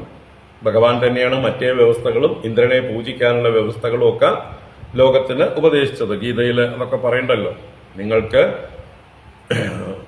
എല്ലാം നൽകുന്നത് ഓരോരോ ദേവതകളാണ്. നിങ്ങൾക്ക് ദേവതകൾ ഓരോന്ന് തരുമ്പോൾ നിങ്ങൾ അവർക്ക് തിരിച്ചു കൊടുക്കണം. തൈർദത്താൻ അപ്രദായേഭ്യഃ യോ ഭുങ്ക്തേ സ്തേനയേവ സഹ. ആ ദേവന്മാർ നിങ്ങൾക്ക് നൽകുന്നതിനെ നിങ്ങൾ തിരിച്ചു കൊടുത്തില്ലെങ്കിൽ, അവർക്കും പ്രത്യുപകാരം നിങ്ങൾ ചെയ്തിട്ടില്ലെങ്കിൽ നിങ്ങൾ കള്ളന്മാരാകുന്നു. അതുകൊണ്ട് യജ്ഞാർത്ഥാത് കർമ്മണോന്യത്ര ലോകോയം കർമ്മബന്ധനഃ തദർത്ഥം കർമ്മ കൗന്ദേയ മുക്തസംഗ സമാചര. യജ്ഞാർത്ഥമായി കർമ്മം ചെയ്യണം എന്ന് ഇതേ ഭഗവാൻ തന്നെയാണ് പറയുന്നത്. അപ്പോ ഈ വിശ്വം ബഹുവിധമായി കാണപ്പെടുന്ന ലോകം സ്ത്രീ പുരുഷ സംയോഗത്തിൽ നിന്ന് രജോ ഗുണം കൊണ്ടുണ്ടായതാണ്. അപ്പൊ രജോ ഗുണത്തിന്റെ പ്രേരണയാണ് ഈ സൃഷ്ടി കാരണം. അതുതന്നെയാണ് മഴയ്ക്കും കാരണം. അതുകൊണ്ട് ഇന്ദ്രനല്ല അതിന്റെ പിന്നില് എന്ന് പറയണം. രജസാ ചോദിതാ മേഘാ വർഷന്ത്യംബൂനി സർവതഃ പ്രജാസ്തൈരേവ സിദ്ധ്യന്തി മഹേന്ദ്ര കിം കരിഷ്യതി. നമഃ പുരോ ജനപദാനഗ്രാമാനഗൃഹ ജനപദാത്യം വനൗകസസ്താദാ വനശൈല നിവാസിനഃ. ഇനി നഹ ന പുരഹ, നമുക്ക് പുരങ്ങളില്ല. പുരങ്ങൾ പട്ടണങ്ങൾ. ജനപദാഹ, ഗ്രാമങ്ങൾ ദേശങ്ങൾ, നമുക്ക് അതുമില്ല. ന ജനപദങ്ങളില്ല, ജനവാസ സ്ഥാനങ്ങൾ അഥവാ ദേശങ്ങളില്ല, ഗ്രാമങ്ങളില്ല. ഗൃഹാഹാന, ഭവനങ്ങളില്ല. അല്ലേ? വയം നിത്യം വനൗകസാഹ, നമ്മളോ എപ്പോഴും വനമാകുന്ന ഓഗസ് വാസസ്ഥാനത്തോടു കൂടിയവരാണ്. നമ്മളൊക്കെ വനത്തിൽ വസിക്കുന്നവരാണ്. നമ്മള് അല്ലെ എപ്പോഴും അവസരത്തിനനുസരിച്ച് സാഹചര്യത്തിനനുസരിച്ച് മാറിക്കൊണ്ടിരിക്കുന്നവരാണ്. വ്രജമാണ് നമ്മുടേത്. വ്രജമെന്നാൽ വ്രജിച്ചുകൊണ്ടിരിക്കുന്നത്, ചരിച്ചുകൊണ്ടിരിക്കുന്നത്. പെർമനന്റ് റെസിഡൻസ് ഇല്ല. അല്ലെ മൊബിലിറ്റി ഉള്ളതായിട്ടുള്ള സ്ഥാപനങ്ങളാണ്, വീടുകളാണ് നമ്മൾ നിർമ്മിക്കുന്നത്. അതുകൊണ്ട് അവയൊന്നും ഗൃഹം എന്ന് പറയുന്നില്ല, വ്രജങ്ങൾ എന്നാണ്. അതുകൊണ്ട് നിത്യം വനൗകസഹ താത വനശൈല നിവാസിന, വനമാകുന്ന സ്ഥാനത്തോടു കൂടിയതായിട്ടുള്ള വയം നിത്യം എപ്പോഴും നമ്മൾ എവിടെയാണ്? നമ്മൾക്ക് പട്ടണത്തിൽ പോയി താമസിക്കാൻ പറ്റുമോ? ഇല്ല. ഗ്രാമങ്ങളിലും അതുപോലെ ജനപദങ്ങളിലും പറ്റില്ല. നമുക്ക് പറ്റിയത് പശുക്കൾക്ക് ധാരാളം പുല്ലും വെള്ളവും കിട്ടുന്ന പ്രകൃതി രമണീയങ്ങളായിട്ടുള്ള സ്ഥലങ്ങളാണ്, ആരുടെയും ശല്യമില്ലാത്ത സ്ഥാനങ്ങളാണ്. അതാണ് വനശൈല നിവാസിന. വനത്തിലും ശൈലത്തിലുമൊക്കെ നിവസിക്കുന്നവർ, മലകളിലും കാടുകളിലുമാണ് നമ്മുടെ വാസസ്ഥാനം. അതുകൊണ്ട് ഇന്ദ്രനെ പൂജിക്കേണ്ടത് യാതൊരു ആവശ്യവുമില്ല. നമുക്കിപ്പോൾ നമ്മുടെ യോഗക്ഷേമങ്ങൾ നോക്കുന്നത് വനമാണ്, വനത്തിലെ മലകളാണ്, നദികളാണ്. അല്ലാതെ ഇതിൽ ഇന്ദ്രന് യാതൊരു പങ്കുമില്ല. അപ്പൊ നമുക്ക് പ്രത്യേകിച്ച് യോഗക്ഷേമം എന്നുള്ള കാര്യവുമില്ല. യോഗക്ഷേമം നോക്കേണ്ട കാര്യമൊന്നുമില്ല. നമുക്ക് വനത്തില് എവിടെയാണോ എന്താ സൗകര്യമുള്ളത് അവിടെ പോയി വസിക്കുക. അപ്പോ ഒരു ഈശ്വരനെ ആശ്രയിക്കേണ്ട കാര്യം, ഒരു ഇന്ദ്രനെ ആശ്രയിക്കേണ്ട കാര്യം ഇല്ല എന്നാണ്. തസ്മാത് ഗവാം ബ്രാഹ്മണാനാം അദ്രേശ്ച ആരഭ്യതാം മഗഃ യ ഇന്ദ്രയാഗ സംഭാരാഃ തൈരയം സാധ്യതാം മഗഃ. തസ്മാത് ഗവാം ബ്രാഹ്മണാനാം അദ്രേശ്ച ആരഭ്യതാം മഗഃ യ ഇന്ദ്രയാഗ സംഭാരാഃ തൈരയം സാധ്യതാം മഗഃ. തസ്മാത് അതുകൊണ്ട്, ഞാൻ പറഞ്ഞ കാരണങ്ങൾ കൊണ്ട്, ഗവാം ബ്രാഹ്മണാനാം അദ്രേഹേ ച മഗഃ ആരഭ്യതാം, ഗവാം പശുക്കൾക്ക്, ബ്രാഹ്മണാനാം ബ്രാഹ്മണർക്ക്, അദ്രേഹേ ച പർവ്വതത്തിന്, ഇവിടെയുള്ള ഗോവർദ്ധന പർവ്വതത്തിന്, മഗഃ ആരഭ്യതാം യാഗഃ ആരഭ്യതാം, ഇവർക്കാണ് പൂജ ചെയ്യേണ്ടത്. പ്രത്യക്ഷ ദൈവങ്ങളാണ് ഇവര്. നമ്മളെ അനുഗ്രഹിച്ചുകൊണ്ടേയിരിക്കുന്ന പശുക്കളും പർവ്വതവും ബ്രാഹ്മണരും. അപ്പൊ കാണാത്തൊരു ഇന്ദ്രനെ പൂജിക്കേണ്ട കാര്യമൊന്നുമില്ല. നമ്മുടെ കണ്ണിന് മുമ്പിൽ നമുക്ക് പ്രത്യക്ഷമായി ഫലം നൽകിക്കൊണ്ടിരിക്കുന്ന നമ്മുടെ യോഗക്ഷേമം ഇവരാണ് വഹിക്കുന്നത്. അവർക്ക് പൂജ ചെയ്യാം. തസ്മാത് ഗവാം ബ്രാഹ്മണാനാം അദ്രേശ്ച ആരഭ്യതാം മഗഃ യേ ഇന്ദ്രയാഗ സംഭാരാഃ. യ ഇന്ദ്രയാഗ എന്നുള്ളത് ഈ എന്ന സ്വരാക്ഷരം വന്നപ്പോൾ ഏ എന്നുള്ളതിന്റെ ഏകാരം ലോപിച്ചു പോയതാണ്. അപ്പൊ യാവയാണോ ഇന്ദ്രയാഗ സംഭാരാഃ, ഇന്ദ്രയാഗത്തിന് സംഭരിച്ച വസ്തുക്കൾ, ഏതൊക്കെ ദ്രവ്യങ്ങൾ ഇന്ദ്രയാഗത്തിന് വേണ്ടി നിങ്ങൾ സംഭരിച്ചിട്ടുണ്ടോ അത് മതി ഈ പൂജയ്ക്കും. തൈഹി അയം സാധ്യതാം മഗഃ. തൈഹി സംഭാരൈഹി, ആ ഇന്ദ്രയാഗത്തിന് വേണ്ടി സംഭരിച്ച വസ്തുക്കളെ കൊണ്ട് തന്നെ അയം മഗഃ സാധ്യതാം, ഈ യാഗവും സാധിപ്പിക്കപ്പെടണം. അപ്പൊ ഇതിനുവേണ്ടി പ്രത്യേകം ഒന്നും ഒരുക്കേണ്ടതില്ല. നിങ്ങൾ എന്താണോ ഇപ്പൊ ഒരുക്കിയിട്ടുള്ളത് അത് തന്നെ ധാരാളം. നമ്മൾ ഉപജീവിക്കുന്നത് ഈ പശുക്കളെ കൊണ്ടും ഈ ഗോവർദ്ധന പർവ്വതത്തെ കൊണ്ടും ബ്രാഹ്മണരുടെയൊക്കെ അനുഗ്രഹം കൊണ്ടുമാണ്. അവർ നേരിൽ വന്ന് നമുക്ക് വേണ്ടി പലതും ചെയ്തു തരുന്നുണ്ട്. അപ്പൊ അതുകൊണ്ട് അവരെ പൂജിക്കുക. ചെയ്യും തൊഴിലേ ദൈവം, നമുക്ക് പ്രത്യക്ഷമായി കാണുന്നതിനെ പൂജിക്കണം. പ്രത്യക്ഷത്തിൽ നമ്മളെ സഹായിക്കുന്നവരെ പൂജിക്കാതെ പരോക്ഷമായിട്ട് ഉണ്ടോ ഇല്ലയോ നിശ്ചയമില്ലാത്ത കാര്യങ്ങൾ എന്തിനാ ഇപ്പൊ പൂജിക്കാൻ പോണം? ഇതാണ് ഭഗവാന്റെ വാദം.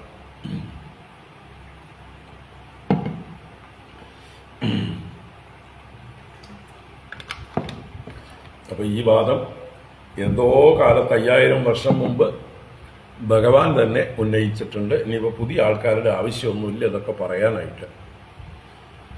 ഇതൊക്കെ ഞങ്ങൾ എത്രയോ കേട്ടിട്ടുണ്ട് എന്ന് അങ്ങനെ ആരെങ്കിലും പറഞ്ഞു വന്നാൽ പറയാറാവണം.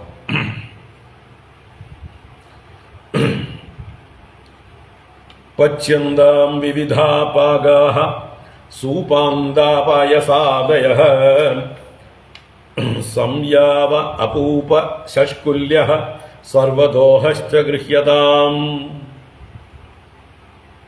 പച്യന്താം വിവിധാ പാകാഃ സൂപാന്താപായസാദയഃ സംയാവ അപൂപ ശഷ്കുല്യഃ സർവദോഹശ്ച ഗൃഹ്യതാം.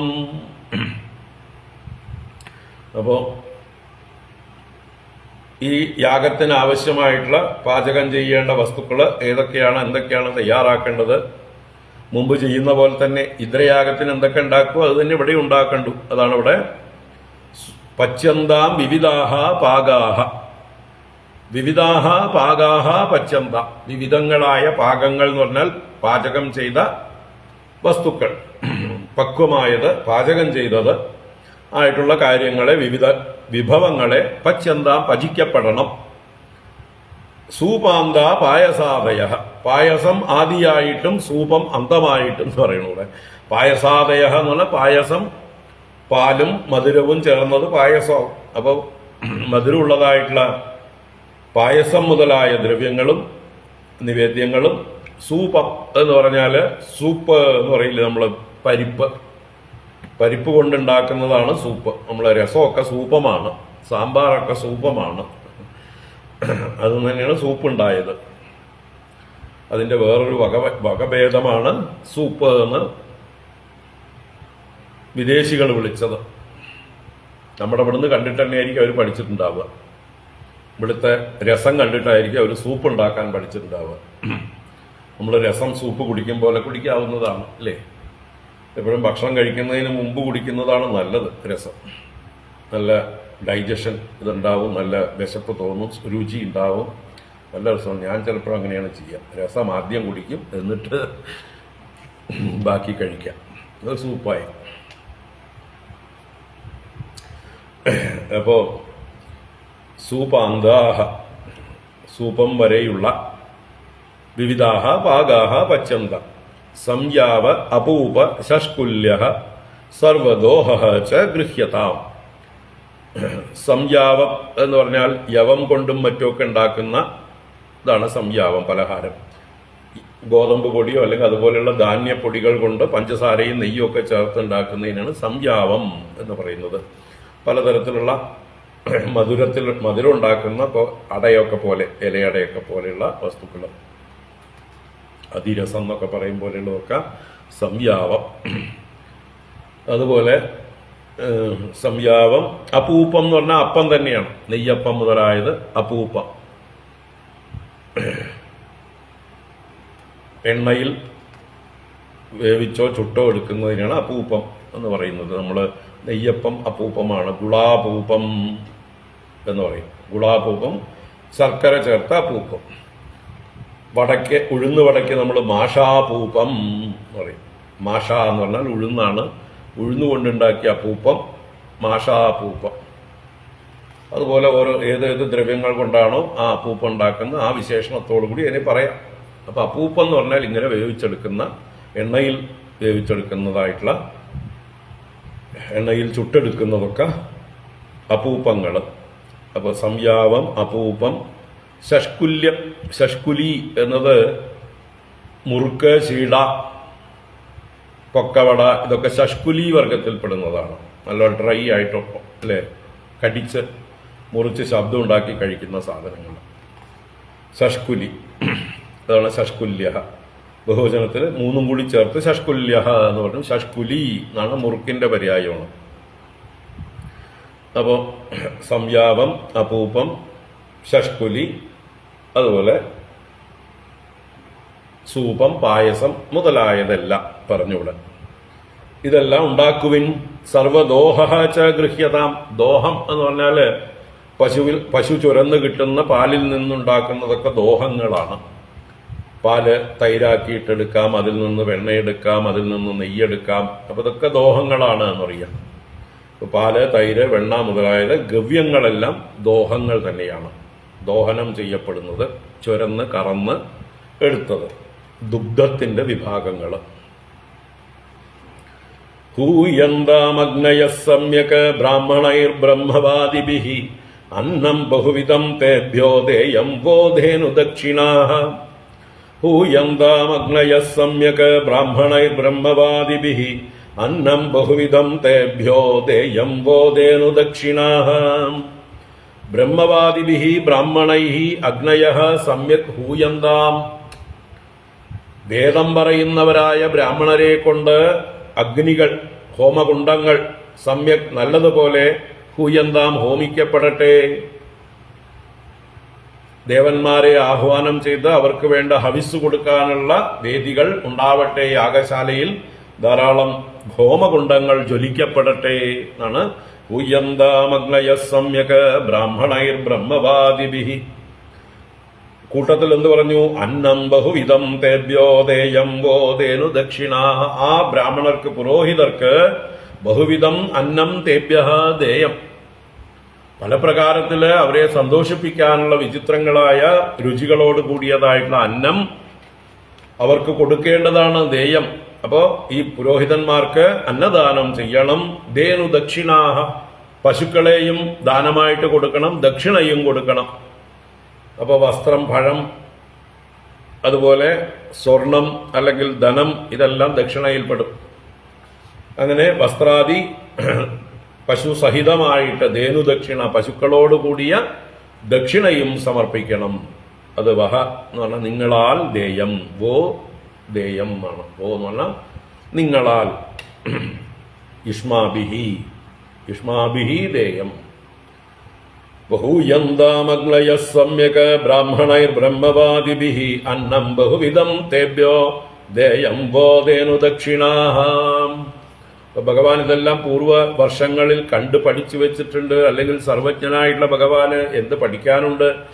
സർവശാസ്ത്രങ്ങളും അദ്ദേഹത്തിന്റെ വാക്കുകൾ തന്നെയല്ലേ, അദ്ദേഹത്തിന്റെ ശ്വാസനിശ്വാസങ്ങളല്ലേ വേദങ്ങളെല്ലാം.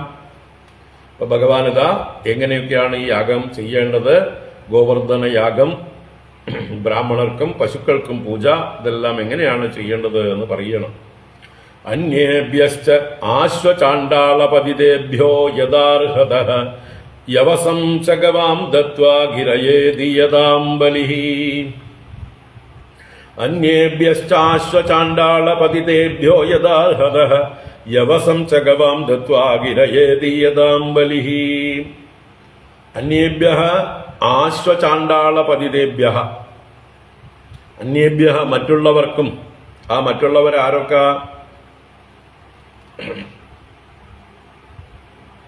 ആ ശ്വചാണ്ഡാളന്മാര്. ശ്വ എന്ന് പറഞ്ഞാൽ ശ്വാവ്, നായ. ചണ്ടാളന്മാര് നായിനെ തിന്നുന്നവര്, നായാടി. മറ്റു പതിതന്മാരായിട്ടുള്ള, ഏറ്റവും സംസ്കാരഹീനന്മാരായിട്ടുള്ള ആളുകൾ പതിതന്മാര്. മറ്റു പല വർണ്ണങ്ങളിൽ നിന്നും അവരുടെ പ്രവൃത്തി ദോഷം കൊണ്ട് ഹീനന്മാരായി തീർന്നവർ, സമൂഹ ഭ്രഷ്ടരായി തീർന്നവർ. ഒരേ കർമ്മം, തെറ്റായ കർമ്മം ആവർത്തിച്ച് ആര് ചെയ്താലും അവർ പതിതന്മാരായി തീരും. ഒരാൾക്ക് ഒരിക്കൽ പതനം വന്നാൽ അത് സ്ഥിരം പതിതനാവാൻ അനുവദിക്കാതിരിക്കുകയാണ് സമൂഹം ചെയ്യേണ്ടത്. ഒരാൾക്ക് ഒരു തെറ്റ് പറ്റിയാൽ ഒരു പ്രാവശ്യമൊക്കെ അയാളെ ക്ഷമിച്ച് തിരുത്താൻ വേണ്ട ഉപദേശവും സാഹചര്യവും കൊടുത്ത് ഉപദേശിക്കാം. അത് കഴിഞ്ഞിട്ടും അവസരം കൊടുത്തിട്ടും തിരുത്തുന്നില്ലെങ്കിൽ വീണ്ടും വീണ്ടും ഒരേ തെറ്റ് തന്നെ അയാളുടെ സ്വഭാവം ആവർത്തിക്കുകയാണെങ്കിൽ പിന്നെ അയാളെ രക്ഷപ്പെടുത്താൻ കഴിയില്ല എന്ന് സമൂഹം തന്നെ വിധിക്കും. ഇയാളെ രക്ഷപ്പെടുത്താൻ നമ്മളെ കൊണ്ടാവില്ല, ഈശ്വരന് പോലും ആവില്ല. അയാൾ സ്വയം എപ്പോഴെങ്കിലും രക്ഷപ്പെടുകയാണെങ്കിൽ രക്ഷപ്പെടട്ടെ, അയാളുടെ ഇപ്പോഴത്തെ കഷ്ടകാലമാണ്, അയാളുടെ ഈ വാസന ഇങ്ങനെ പ്രബലമായിട്ട് നിൽക്കുന്നത് എന്ന് പറഞ്ഞ് സമൂഹത്തിൽ നിന്ന് അയാളെ ഒതുക്കും, ഭ്രഷ്ട് കൽപ്പിക്കും. ആ അവസ്ഥയാണ് പതിതന്മാര് എന്ന് പറയുന്നത്. അപ്പൊ അങ്ങനെ സ്വന്തം ധർമ്മത്തിൽ നിന്ന് പതിച്ചവർ, സ്വന്തം ഉത്തരവാദിത്വങ്ങളിൽ നിന്നൊക്കെ പതിച്ചവർ. നമ്മളെ അജാമിളൻ കുറെ കാലം പതിതനായിരുന്നു, പിന്നീട് തിരിച്ചു വന്നു. രത്നാകരൻ കുറെ കാലം പതിതനായിരുന്നു, പിന്നീട് മഹർഷിയായി വന്നു, അല്ലേ? അപ്പൊ അങ്ങനെയുള്ള ആളുകൾ കള്ളു കുടിച്ചും കഞ്ചാവടിച്ചും ഒക്കെ ഇന്ന് പല ഉയർന്ന കുലങ്ങളിൽ ഉയർന്ന നല്ല അച്ഛനമ്മമാർക്ക് ജനിച്ച മക്കൾ അങ്ങനെ പതിച്ചു പോകുന്നുണ്ട്. അവരെന്ന് ഈ ജന്മം രക്ഷപ്പെടുത്താൻ പറ്റുന്ന തോന്നുന്നില്ല. അവർക്ക് ഉപജീവനമായിട്ട് ഭക്ഷണമൊക്കെ കൊടുക്കുക, അത്രയേ ഉള്ളൂ. അത്യാവശ്യം വേണ്ടതായിട്ടുള്ള ഭക്ഷണമോ വസ്ത്രമോ കൊടുക്കുക. അവർക്ക് കൂടുതൽ പൈസയൊക്കെ കൊടുത്താൽ അവരെന്ത് ചെയ്യും? കൂടുതൽ മോശക്കാരായി മാറും. ഈ പറഞ്ഞ മദ്യവും മയക്കുമരുന്നിനുമൊക്കെ അടിമകളായി വീണ്ടും അത് വാങ്ങിക്കാനായിട്ട് അത് വിനിയോഗിക്കും. ഇപ്പൊ പറഞ്ഞു വന്നതുകൂടെ പതിതന്മാരെന്ന്. അപ്പോ ആ എന്നുള്ളത് ഉപസർഗമാണ്. സ്വാവ് മുതൽ ചണ്ടാളന്മാർക്കും പതിതന്മാർക്കും എന്ന്, ആ മുതൽ എന്ന് സൂചിപ്പിക്കാനാണ് ആ. ആശ്വചാണ്ടാള പതിതേഭ്യ അന്യേഭ്യ മറ്റുള്ളവർക്കും, മറ്റുള്ളവരെ എന്ന് പറയുമ്പോൾ വർണ്ണികള്, അവരവരുടെ വർണ്ണം അനുസരിച്ച് ജീവിക്കുന്നവര്, ശൂദ്രന്മാരുണ്ട്, വൈശ്യന്മാരുണ്ട്, ക്ഷത്രിയന്മാരുണ്ട്, സമൂഹത്തിലുള്ള എല്ലാ വിഭാഗക്കാരും. അന്യേഭ്യ യഥാ അർഹത അവരുടെ അർഹതയ്ക്കനുസരിച്ച്, യോഗ്യതയ്ക്കനുസരിച്ച് അന്നം ദേയം അവർക്കും അന്നത്തെ നൽകേണ്ടതാണ്. ഗവാം യവസം ദത്വാ ഗിരയെ ബലിം ദീയതാം അതുപോലെ പശുക്കൾക്ക് യവസം എന്ന് പറഞ്ഞാൽ പുല്ല്, നല്ല പച്ചപ്പുല്ലൊക്കെ കൊടുത്ത് അവർക്ക് പുല്ലും വെള്ളവും കൊടുത്ത് പശുക്കളെയും സന്തോഷിപ്പിക്കണം, പശുക്കളെ പൂജിക്കണം. ഗിരയെ ബലിം ദീയതാം ബലിഹി ദീയതാം ഗിരിക്കായിക്കൊണ്ട്, പർവ്വതത്തിനായിക്കൊണ്ട്, ഗോവർദ്ധന പർവ്വതത്തിനായിക്കൊണ്ട് നൈവേദ്യത്തെ കൊടുക്കണം. അപ്പൊ ഗോവർദ്ധന പർവ്വതത്തിനാണ് പ്രധാന നൈവേദ്യങ്ങള്, പിന്നെ ബ്രാഹ്മണർക്കാണ്, പിന്നെ പശുക്കൾക്കും കൊടുക്കേണ്ടതെല്ലാം കൊടുക്കണം. അപ്പോൾ എല്ലാവർക്കും ഒരു സമാരാധന, എല്ലാവരെയും ഈ ഈശ്വരീയമായിട്ടുള്ള ഒരു രീതിയിൽ ഉയർത്തുക. അവരെ പൂജിക്കുമ്പോൾ അവർക്ക് തന്നെ ഒരു സംസ്കാരമുണ്ടാകും, സദ്ബുദ്ധി ഉണ്ടാകും. ആരെ പൂജിച്ചാലും അവർക്കൊരു നന്മയുണ്ടാകും. നമ്മൾ ആരെ ബഹുമാനിക്കുന്നുവോ അവരറിയാതെ തന്നെത്താൻ ഒരു ഉത്കർഷ ഉണ്ടാവും, അവർക്ക് തന്നെ ഒരു ഉത്തരവാദിത്വ ബോധം ഉണ്ടാവും. ഇപ്പൊ നമ്മൾ കുട്ടികളെ എപ്പോഴും പ്രോത്സാഹിപ്പിക്കുന്ന ഒരു പൂജയാണ്. എപ്പോഴും പ്രോത്സാഹിപ്പിക്കുന്ന കുട്ടികൾ നന്നായി വരും. എപ്പോഴും നിരാശപ്പെടുത്തുന്ന അല്ലെങ്കിൽ ചീത്ത വിളിക്കുന്ന കുട്ടികള്, കുറ്റപ്പെടുത്തുന്ന കുട്ടികള് സാമൂഹ്യ വിരുദ്ധരായി മാറും. അതുകൊണ്ട് കുട്ടികളെ നമ്മൾ അനാവശ്യമായിട്ട് നിന്ദിക്കാനും ചീത്ത പറയാനും മറ്റുള്ളവരുടെ മുമ്പിൽ പരിഹസിക്കാനും ഒന്നും പാടില്ല. അത് അവരുടെ ഉള്ളില് സമൂഹത്തോട് തന്നെ വെറുപ്പുണ്ടാക്കും. അവരൊക്കെ സമൂഹത്തിലെ കർണന്മാരായി തീരും. കർണൻ അതിൻ്റെ ഒരു മാനിഫെസ്റ്റേഷനാണ്. എല്ലാവരും സൂതപുത്ര സൂതപുത്ര സൂതപുത്ര എന്ന് വിളിച്ചു. യഥാർത്ഥത്തിൽ അദ്ദേഹം സൂതപുത്രനല്ല, അദ്ദേഹം ഉത്തമ ക്ഷത്രിയനാണ്. അത് പരശുരാമൻ കണ്ടുപിടിച്ചു, അല്ലേ? അയാൾ ക്ഷത്രിയനാണ് എന്ന് സർട്ടിഫിക്കറ്റ് കൊടുത്തത് പരശുരാമനാണ്. പക്ഷേ സമൂഹം അത് അംഗീകരിച്ചില്ല. പരശുരാമന്റെ ശിഷ്യത്വം സ്വീകരിച്ച് പോയിരിക്കുന്ന കാലത്ത് ആ വണ്ട് കടിച്ചതായിട്ട് കഥയൊക്കെ ഉണ്ടല്ലോ. ആ സമയത്ത് ആ രക്തം, വണ്ടിന്റെ കടിച്ചത് വേദനിച്ച് രക്തം ഒലിച്ചുകൊണ്ടിരിക്കുമ്പോഴും സഹിച്ചുകൊണ്ടിരുന്നപ്പോൾ നനവ് കൊണ്ട്, രക്തത്തിന്റെ നനവ് കൊണ്ട് പരശുരാമൻ ഉണർന്നപ്പോ ഇയാളുടെ അവസ്ഥ കണ്ട് പറഞ്ഞു, നീ ആരാണ്? നീ ബ്രാഹ്മണനല്ല. ബ്രാഹ്മണനാണെന്ന് പറഞ്ഞിട്ടാണ് ശിഷ്യത്വം സ്വീകരിച്ചത്. ക്ഷത്രിയന്മാർക്ക് പഠിപ്പിക്കില്ല എന്ന് പറഞ്ഞിരുന്നു. അപ്പോ ഇദ്ദേഹം ഞാൻ ബ്രാഹ്മണനാണ് എന്ന് പറഞ്ഞിട്ടാ വന്നിരുന്നത്. പക്ഷെ പരശുരാമൻ പറഞ്ഞു, നീ ബ്രാഹ്മണനല്ല, നീ ക്ഷത്രിയനാണ്. അവസാനം രക്ഷപ്പെടാൻ വേണ്ടി താൻ ക്ഷത്രിയനല്ല സൂതപുത്രനാണ് എന്ന് പറയേണ്ടി വന്നു. അല്ലെങ്കിൽ പരശുരാമൻ ചിലപ്പോൾ ക്ഷത്രിയനാണെന്ന് പറഞ്ഞാൽ കൊന്നു കളഞ്ഞാലും. പരശുരാമൻ ക്ഷത്രിയ വൈരിയാണ്. അപ്പോൾ ക്ഷത്രിയന്മാരെ കൊന്ന കൂട്ടത്തിൽ തന്നെയും കൊന്നു കളഞ്ഞാലോ എന്ന് വിചാരിച്ച് കർണൻ പറഞ്ഞു, ഞാൻ സൂതപുത്രനാണ്, എനിക്ക് വിദ്യ കിട്ടാൻ വേണ്ടിയിട്ട് ബ്രാഹ്മണനാണെന്ന് നുണ പറഞ്ഞതാണ്. അപ്പോൾ സ്വഭാവം വെച്ച് പരശുരാമൻ സർട്ടിഫിക്കറ്റ് കൊടുത്തിട്ടുണ്ട്, ഇയാൾ നല്ല ക്ഷത്രിയനാണ് എന്ന്. അത് ഭീഷ്മരും കൊടുത്തിരുന്നെങ്കിൽ കഥ മാറുമായിരുന്നു. അത് ഭീഷ്മർ പാണ്ഡവന്മാരോട് പറഞ്ഞു കൊടുത്താൽ, ദ്രോണർ പറഞ്ഞു കൊടുത്താൽ പാണ്ഡവന്മാർ അംഗീകരിക്കുമായിരുന്നു. പക്ഷെ കഥ എങ്ങനെയൊക്കെയല്ലേ പോണ്ടത്, അല്ലേ? എന്നാലേ നമുക്കിപ്പോഴും ചർച്ച ചെയ്യാൻ പറ്റുള്ളൂ. എല്ലാം പ്രോപ്പറായി പോയാൽ മഹാഭാരതം എന്ന മഹത്തായിട്ടൊരു കാവ്യം ലോകത്തിന് കിട്ടുമോ? അതങ്ങനെ തന്നെ ഇരിക്കട്ടെ. ഉദാഹരണം പറഞ്ഞതാണ്. ആരെയൊക്കെ നമ്മൾ ബഹുമാനിക്കുന്നുവോ, അവരെ നല്ലത് പറയുന്നുവോ, അവർ തീർച്ചയായിട്ടും കാലം കൊണ്ട് നല്ലവരായി തീരും. ഭൂരിപക്ഷം അവരെ പ്രോത്സാഹിപ്പിച്ചു കൊണ്ടിരുന്നാൽ അവർ നല്ലവരാണ്. നേരെ മറിച്ച് ഭൂരിപക്ഷം മന്ദബുദ്ധികളാണ്. അവര് ഈ സമൂഹത്തിലെ ഭൂരിപക്ഷവും മന്ദബുദ്ധികളാണ്. അതുകൊണ്ടാണ് ഈ ആളുകളുടെ എവിടെയെങ്കിലും കുറ്റം കണ്ടുപിടിക്കാൻ വേണ്ടി ശ്രമിക്കുന്നത്. കാരണം ഇവരുടെ കയ്യിൽ നിറയെ കുറ്റമുണ്ടേ. ഈ കുറ്റത്തെ മറയ്ക്കാൻ അന്യന്റെ കുറ്റം എടുത്തു പറയുക. ഇതാണ് ഈ സമൂഹത്തിന്റെ സ്വഭാവം. എവിടെ നോക്കിയാലും പരസ്പരം നിന്ദിക്കുന്നത് കാണാം. ഇങ്ങനെ പരസ്പരം നിന്ദിച്ച് നിന്ദിച്ച് നിന്ദ്യരായി തീർന്നു. നല്ല സംസ്കാരമുള്ളവരുടെ ഇടയിലേ നല്ല വാക്ക് പറയുന്ന ആളുകൾ ഉണ്ടാവുള്ളൂ.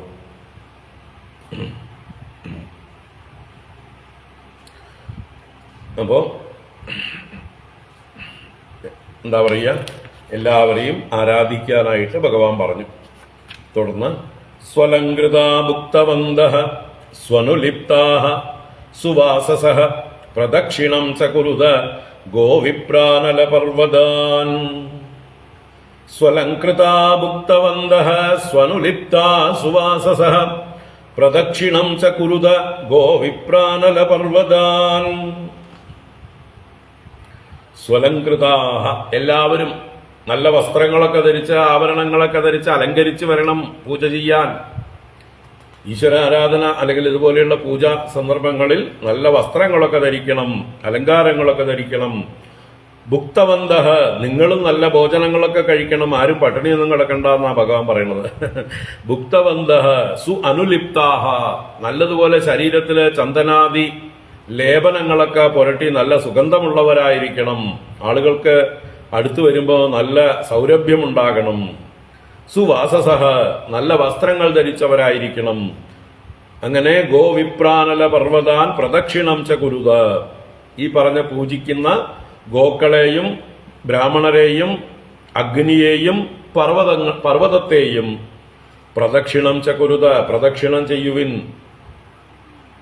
അപ്പൊ ഈ ചെയ്യുന്ന ആരാധനയുടെ ഭാഗമായിട്ട് പശുക്കളെ പ്രദക്ഷിണം ചെയ്യുക, ബ്രാഹ്മണരെ പ്രദക്ഷിണം ചെയ്യുക, അഗ്നികളെ ഹോമകുണ്ഡങ്ങളെ പ്രദക്ഷിണം ചെയ്യുക, അതുപോലെ ഗോവർദ്ധന പർവ്വതത്തെയും പരിക്രമണം ചെയ്യുക.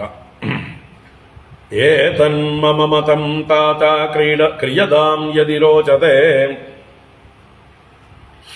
അയം ഗോബ്രാഹ്മണാദ്രീണാം മഹ്യം ച ദയിതോ മഗഃ. ഏതന്മമ മതം താത ക്രിയതാം യദി രോചതേ അയം ഗോബ്രാഹ്മണാദ്രീണാം മഹ്യം ച ദയിതോ മഗഃ.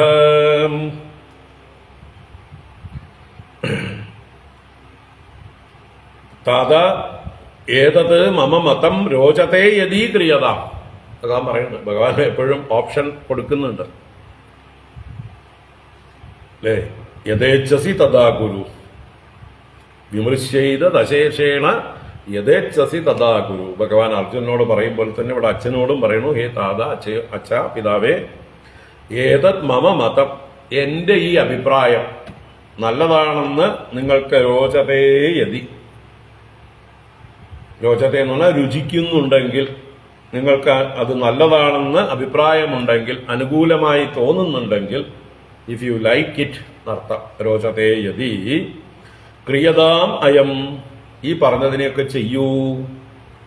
ഏത് ഗോബ്രാഹ്മണാദ്രീണാം മഹ്യം ദയിതഃ മഗഃ, ഇത് തന്നെയാകുന്നു ഈ ഗോക്കൾക്കും ബ്രാഹ്മണർക്കും പർവ്വതാദികൾക്കും ഒക്കെ ചെയ്യുന്നതായിട്ടുള്ള യാഗം. അത് മഹ്യം ദയിതഃ മഗഃ, എനിക്കും പ്രിയമായിട്ടുള്ള യാഗമാകുന്നു. ഇവിടെ എനിക്കും എന്നുള്ളത് പുത്രഭാവത്തിൽ പറയുമ്പോഴും ഈശ്വരഭാവത്തിലും ആണ് ഭഗവാൻ അത് പറയുന്നത്. ഈശ്വരനായ എനിക്കും നിങ്ങൾ ഇതൊക്കെ ചെയ്യുന്നതാണ് ഇഷ്ടം, എനിക്കും സംതൃപ്തി ഉണ്ടാവും. ഞാൻ പറഞ്ഞതനുസരിച്ച് നിങ്ങൾ ഇതൊക്കെ ചെയ്താൽ എനിക്കതിൽ കൂടുതൽ സന്തോഷം. അപ്പോൾ ആദ്യം ഇവരെയൊക്കെയാണ് പൂജിക്കേണ്ടത്. അത് കഴിഞ്ഞിട്ട് പിന്നെ നിങ്ങളുടെ ഇഷ്ടം പോലെ ഇന്ദ്രനെ പൂജിച്ചോളൂ, അതിനും മുകളിൽ ഒരാളുണ്ട് അയാളെ പൂജിച്ചോളൂ എന്നൊക്കെ താല്പര്യമാണിതിൽ. അപ്പൊ ഇതാ ഇങ്ങനെ ഭഗവാൻ ഗോപന്മാരോടും അച്ഛനോടും പറഞ്ഞു. ഇത് കേട്ട് അവരെന്ത് ചെയ്തു എന്ന് പറയാണ്. ശ്രീ ശുകവാച കാലാത്മനാ ഭഗവത ശക്രദർപ്പം ജിഘാംസതാ പ്രോക്തം നിശമ്യ നന്ദാദ്യാഃ സാധു അഗൃഹ്ണന്ത തദ്വചഃ. ശ്രീ ശുകവാച കാലാത്മനാ ഭഗവത ശക്രദർപ്പം ജിഘാംസതാ പ്രോക്തം നിശമ്യ നന്ദാദ്യാഃ സാധു അഗൃഹ്ണന്ത തദ്വചഃ. ശ്രീ ശുക ഉവാച, ശുകബ്രഹ്മർഷി തുടരുന്നു. കാലാത്മന ശക്രദർപ്പം ജിഗാംസദാ ഭഗവത പ്രോക്തം. ഭഗവാൻ കാലസ്വരൂപനാണ്, എല്ലാറ്റിൻ്റെയും കാരണമാണ് കാലം. അപ്പൊ ഇപ്പോ കാലത്തെ നിയന്ത്രിക്കുന്നവനായ ഭഗവാൻ, ഈ കാലത്തിൽ കാലസ്വരൂപനായ ഭഗവാൻ ശക്രദർപ്പം ജിഗാംസത. ഇപ്പൊ ഭഗവാന്റെ ഉദ്ദേശം എന്താണ്? ശക്രന്റെ ദർപ്പത്തെ ഹിംസിക്കുക. ജിഗാംസ എന്ന് പറഞ്ഞാൽ ഹന്തും ഇച്ഛ, ഹനിക്കുവാനുള്ള ഇച്ഛയാണ് ജിഗാംസ. അത് ചെയ്യുന്നവൻ ജിഗാംസു. ഇവിടെ ജിഗാംസതാ ഭഗവത എന്ന് തൃതീയ.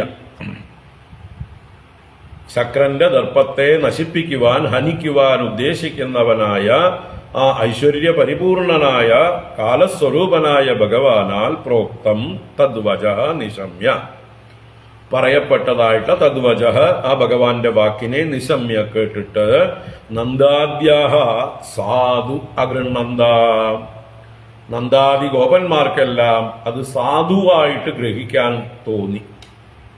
സാധു ഉത്തമം, നല്ലത് എന്ന് അവർക്ക് തോന്നി. ആദരവോടുകൂടെ അവര് അഗൃണന്ത ഗ്രഹിച്ചു, സ്വീകരിച്ചു. ആ വാക്കിനെ പൂർണ്ണമായും അവർ ഉൾക്കൊണ്ടു, സ്വീകരിച്ചു. അതിനനുസരിച്ച് പ്രവർത്തിക്കാൻ അവർ തയ്യാറായി. ഗോക്കൾക്കും ബ്രാഹ്മണർക്കും ഗിരിക്കും, ഗോവർദ്ധന ഗിരിക്കും പൂജ ചെയ്യാൻ അവര് തയ്യാറായി. ഇനി ആ പൂജയാണ് വർണ്ണിക്കുന്നത്. അതുകൂടി തീർക്കാം നമുക്ക്.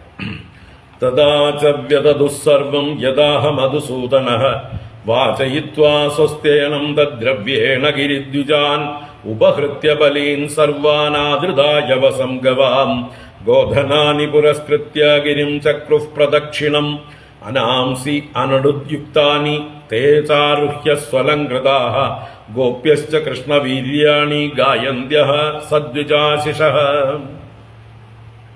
തദാ ച വ്യദതുഃസർവം യദാഹ മധുസൂദനഃ വാചയിത്വാ സ്വസ്ത്യയനം തദ്ദ്രവ്യേണ ഗിരിദ്വിജാൻ ഉപഹൃത്യ ബലീൻ സർവാനാദൃതായവസം ഗവാം ഗോധനാനി പുരസ്കൃത്യ ഗിരിം ചക്രുഃ പ്രദക്ഷിണം അനാംസി അനടുദ്യുക്താനി തേ ചാരുഹ്യ സ്വലംകൃതാഃ ഗോപ്യശ്ച കൃഷ്ണവീര്യാണി ഗായന്ത്യഃ സദ്വിജാശിഷഃ. അപ്പോ അവര് സ്വീകരിച്ചു എന്ന് പറഞ്ഞു. തദാച വ്യദതുഹു സർവം, സർവം എല്ലാ കാര്യങ്ങളും തഥാ എന്ന് പറഞ്ഞാൽ ഭഗവാൻ പറഞ്ഞതുപോലെ അപ്രകാരം തന്നെ വ്യദതു വിധാനം ചെയ്തു എന്നർത്ഥം. വിശേഷമായി ധരിച്ചു, നന്നായി നടത്തി എന്നാണ് സർവം. എന്ത്? യദാഹ മധുസൂദനഃ, ആ മധുസൂദനൻ അജ്ഞാനനാശകൻ, അഹങ്കാരനാശകൻ ഒക്കെയാണ് മധുസൂദനൻ. അല്ലേ? നമുക്ക് ഏറ്റവും മധുരമുള്ളത് അഹങ്കാരമാണ്. ആ അഹങ്കാരത്തിന്റെ മൂർത്തിഭാവമാണ് മധു. ആ മധുവിനെ സൂദനം ചെയ്തവൻ. ഇവിടെ ഇപ്പൊ ഇന്ദ്രന്റെ അഹങ്കാരത്തെ ശമിപ്പിക്കാൻ ഉദ്ദേശിച്ചിട്ടുള്ളവൻ. ഇന്ദ്രന്റെ അഹങ്കാരത്തെയും ഇന്ദ്രന്റെ ഉള്ളിലെ മധുവിനെയും സൂദനം ചെയ്യുന്നവൻ. യഥാഹ, യാതൊന്ന് പറഞ്ഞുവോ, സർവം തദാച വ്യദതു, എല്ലാം അപ്രകാരം തന്നെ ചെയ്തു. എന്തൊക്കെയാണ് ചെയ്തതെന്ന് ആദ്യം ചുരുക്കി പറഞ്ഞതിന് ശേഷം ഇതപ്പോ വിസ്തരിച്ച് പറയുന്നു. വാചയിത്വാ സ്വസ്ത്യയനം തദ്ദ്രവ്യേണ ഗിരിദ്വിജാൻ ഉപഹൃത്യ ബലീൻ സർവാൻ ആധൃതായവസം ഗവാം ഗോധനാനി പുരസ്കൃത്യ ഗിരിം ചക്രുഃ പ്രദക്ഷിണം അനാംസി അനടുദ്യുക്താനി തേ ച ആരുഹ്യ സ്വലംകൃതാഃ ഗോപ്യശ്ച കൃഷ്ണവീര്യാണി ഗായന്ത്യഃ സദ്വിജാശിഷഃ. ചെയ്ത കാര്യങ്ങളൊക്കെ പറയണം. എന്താണ്? തദ്ദ്രവ്യേണ സ്വസ്ത്യയനം വാചയിത്വാ, ദ്രവ്യങ്ങളൊക്കെ നേരത്തെ ഒരുക്കിയിരുന്നല്ലോ. ഇന്ദ്രയാഗത്തിന് വേണ്ടി ഒരുക്കിയ ദ്രവ്യങ്ങളെ കൊണ്ട് അതിന് സ്വസ്ത്യയനം വാചയിത്വാ, സ്വസ്ത്യയനം പുണ്യാഹം, പുണ്യാഹവാചനം ചെയ്തു. എല്ലാ ദ്രവ്യങ്ങളെയും ശുദ്ധമാക്കി മന്ത്രങ്ങളെ കൊണ്ട് പൂജയ്ക്ക് യോഗ്യങ്ങളാക്കി. അങ്ങനെ സ്വസ്ത്യയനം വാചയിത്വാം. പിന്നെ ആദൃതാഹ ഗിരിദ്വിജാൻ സർവാൻ ബലീൻ ഗവാം യവസഹ ഉപഹൃത്യ. ആദൃതാഹ, ആദരവോടുകൂടിയവരായിട്ട് ആരെയൊക്കെ പൂജിച്ചു? ഗിരിദ്വിജാൻ, ഗോവർദ്ധന പർവ്വതത്തെയും ബ്രാഹ്മണരെയും ഉദ്ദേശിച്ചുകൊണ്ട് അവരെ മുൻനിർത്തി അവർക്കായിട്ടാണ് പൂജ. അപ്പൊ ആദരവോടുകൂടി ശ്രദ്ധ ഭക്തിയോടുകൂടി ബ്രാഹ്മണരെയും ഗിരിയെയും സർവാൻ ബലീൻ, എല്ലാ ബലികൾ നൈവേദ്യങ്ങളെയും അവർക്ക് സമർപ്പിച്ചുകൊണ്ട്, പൂജാദ്രവ്യങ്ങളായി സമർപ്പിച്ചുകൊണ്ട്, ഗവാം യവസം ഉപഹൃത്യ, ഗവാം പശുക്കൾക്ക് യവസത്തെ പുല്ലിനെ ഉപഹൃത്യ ഉപഹാരം ചെയ്തിട്ട്, പശുക്കൾക്ക് മതിയാവോളം നല്ല ഇളം പുല്ലെല്ലാം കൊടുത്ത് അവരെയും സന്തോഷിപ്പിച്ച് പൂജിച്ച് ഉപഹൃത്യ ഗോധനാനി പുരസ്കൃത്യ ഗോക്കളാകുന്ന ധനങ്ങളെ മുമ്പിൽ നടത്തിക്കൊണ്ട് പശുക്കളെയൊക്കെ മുമ്പിൽ നടത്തിക്കൊണ്ട് അനടുദ്യുക്താനി അനാംസി ആരുഹ്യ അനാംസി അനസ് എന്ന് പറഞ്ഞാൽ വണ്ടി കാളവണ്ടി അനഡ്വാൻ എന്ന് പറഞ്ഞാൽ കാള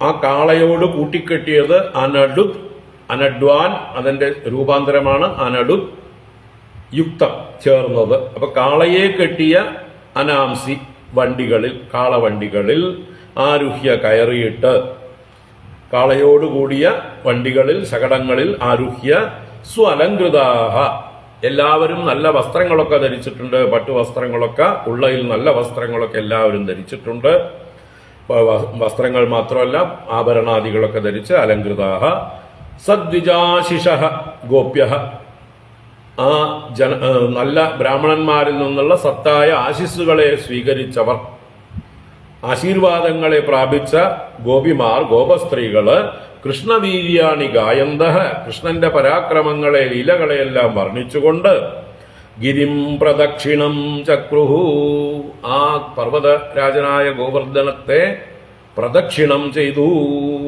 അപ്പൊ അന്ന് ഭഗവാൻ തുടങ്ങി വെച്ചതാണ് ഈ ഗിരിപ്രദക്ഷിണം ഗോവർദ്ധന പ്രദക്ഷിണം ഇന്നും അനുസ്യൂതം അത് തുടർന്നുകൊണ്ടിരിക്കേണ്ട അവിടെയുള്ള ഭക്തജനങ്ങള് ഗോവർദ്ധന പരിക്രമണം അതിന് പ്രത്യേക ദിവസങ്ങളുണ്ട് എന്നാൽ എല്ലാ ദിവസവും ചെയ്യുന്നവരും ഉണ്ട് ഇപ്പോൾ എപ്പോഴെങ്കിലും അവിടെ ചെല്ലുന്നവർക്ക് അത് ചെയ്യണം തോന്നിയാൽ ചെയ്യാം അതിന് പ്രത്യേക ദിവസങ്ങൾ ആ ഗോവർദ്ധന പൂജയെല്ലാം ചെയ്യുന്ന ദിവസങ്ങളുണ്ട് അതൊക്കെ നമ്മൾ ഇന്നാള് പല ദിവസങ്ങളെ കുറിച്ച് പറഞ്ഞിരുന്നു അപ്പൊ അങ്ങനെയുള്ള ദിവസങ്ങളിൽ ഗോവർദ്ധന പൂജ ചെയ്ത് ഗോവർദ്ധന പ്രദക്ഷിണം ചെയ്യുന്ന സമ്പ്രദായമുണ്ട് വർഷത്തിലൊരിക്കൽ പിന്നെ എപ്പോൾ പോയാലും എല്ലാ ഭക്തന്മാരും അവരുടെ സൗകര്യം പോലെയൊക്കെ പ്രദക്ഷിണം ചെയ്യാം അപ്പോൾ അത് ഭഗവാൻ തുടങ്ങി വെച്ചതാണ് അതാണ് ഈ ഗോപികമാര് പ്രദക്ഷിണം ചക്രുഹു ഭഗവാന്റെ കീർത്തനം പാടിക്കൊണ്ട് ഗിരിം പ്രദക്ഷിണം ചക്രു മധുസൂദന യഥാ ആഹ സർവം തഥാ വ്യദതുഹു അപ്പൊ മുമ്പേ പറഞ്ഞ മധുസൂദനൻ എന്തു പറഞ്ഞുവോ എപ്രകാരം പറഞ്ഞുവോ എല്ലാ കാര്യങ്ങളും ഇവരെല്ലാവരും ഐക്യമത്യത്തോടെ ശ്രദ്ധയോടെ അതുപോലെ ചെയ്തു എന്നാണ് ഈ 3 ശ്ലോകങ്ങൾ കൊണ്ട് ചുരുക്കി പറഞ്ഞത് കൃഷ്ണസ്ത്വന്യതമം രൂപം ഗോപവിശ്രംഭണം ഗതഃ ശൈലോസ്മീതി ബ്രുവൻ ഭൂരി ബലിം ആദത് ബൃഹദ്വപുഃ കൃഷ്ണസ്ത്വന്യതമം രൂപം ഗോപവിശ്രംഭണം ഗതഃ ശൈലോസ്മീതി ബ്രുവൻ ഭൂരി ബലിമാദത് ബൃഹദ്വപുഃ ഭഗവാൻ എന്ത് ചെയ്തു ഈ കൂട്ടത്തില് ഈ ഗോവർദ്ധന പർവ്വതത്തിന് പൂജ ചെയ്തപ്പോൾ ഈ ഗോവർദ്ധന പർവ്വതം വന്ന് പൂജാദ്രവ്യങ്ങളെയൊക്കെ സ്വീകരിക്കണ്ടേ അതിനുവേണ്ടി കൃഷ്ണനാകട്ടെ ഗോപവിശ്രംഭണം അന്യതമം രൂപം ഗതഃ ഗോപന്മാരെ വിശ്വസിപ്പിക്കാനായിക്കൊണ്ട് വിശ്രംഭണം എന്ന് പറഞ്ഞാൽ അവരെ വിശ്വസിപ്പിക്കാനായി അവർക്ക് ആലംബനമായിക്കൊണ്ട് അവരുടെ മനസ്സിന് ബോധ്യം വരാനായിക്കൊണ്ട് അന്യതമം രൂപം ഗതഃ മറ്റൊരു രൂപത്തെ സ്വീകരിച്ചു മറ്റൊരു ദേവരൂപത്തെ സ്വീകരിച്ചു ഒരു പുരുഷ രൂപത്തെ സ്വീകരിച്ചു എന്നിട്ടോ അതെങ്ങനെയുള്ളത് ബൃഹദ്വപുഃ ശൈലഃ അസ്മി ഇതി ബ്രുവന് അവിടെ വന്ന ആ ബൃഹദ്വപു വലിയ ശരീരത്തോടു കൂടിയ ആ ദേഹത്തുള്ള ആള് ശൈലഃ അസ്മി അഹം ശൈലഃ അസ്മി ഞാൻ ഈ ഗോവർദ്ധന പർവ്വതമാകുന്നു ഈ ഗോവർദ്ധനത്തിന്റെ ദേവതയാകുന്നു എന്ന് സ്വയം പറഞ്ഞുകൊണ്ട് ബ്രുവന് ഭൂരി ബലിമാദത് ഇവർ കൊടുക്കുന്ന പൂജാദ്രവ്യങ്ങളെല്ലാം ഭഗവാൻ അവിടെ ഗോവർദ്ധന ദേവതാരൂപത്തിൽ നിന്നുകൊണ്ട് കൈനീട്ടി വാങ്ങിച്ചു ഇതും എല്ലാവർക്കുമുള്ള പാഠമാണ് അല്ലെ നിങ്ങൾ ഏത് ദേവതയെ പൂജിച്ചാലും ആ ദേവതയിലൂടെ ആരാണ് ഇതെല്ലാം സ്വീകരിക്കുന്നത് ഭഗവാൻ തന്നെ അപ്പൊ നിങ്ങൾ ഇന്ദ്രനെ പൂജിക്കുമ്പോഴും അത് ഇന്ദ്രൻ ആർക്ക് കൊടുക്കാനുള്ളതാണ് അതിന്റെ ക്രെഡിറ്റ് മുഴുവൻ ഭഗവാന് കൊടുക്കാനുള്ളതാണ് അല്ലാതെ ഇന്ദ്രൻ സ്വയം ഞാനാണെല്ലാം ചെയ്യുന്നത് ഞാൻ പെയ്ത മഴയ്ക്ക് എനിക്ക് കിട്ടിയ അംഗീകാരമാണ് ഇതിന്റെ എന്റെ മുകളിലതിന് ആരുമില്ല ഞാൻ തന്നെയാണ് എല്ലാം എന്ന് ഇന്ദ്രൻ കൺക്ലൂഡ് ചെയ്താലോ അപ്പൊ ഇന്ദ്രന് കാണിച്ചു കൊടുക്കാനും ഇവിടെയുള്ളവർക്കൊക്കെ കാണിച്ചു കൊടുക്കാനും ലോകത്തിന് പിന്നീട് കഥയായി കാണിച്ചു കൊടുക്കാനുമായിട്ടാണ് ഭഗവാന്റെ ഈ ലീല. നിങ്ങൾ ഏത് രൂപത്തിൽ ഏത് ദേവതയെ പൂജിച്ചാലും ആ പൂജ അവസാനം എത്തിച്ചേരുന്നത് കൃഷ്ണനിലേക്ക് തന്നെയാണെന്ന് അറിയണം.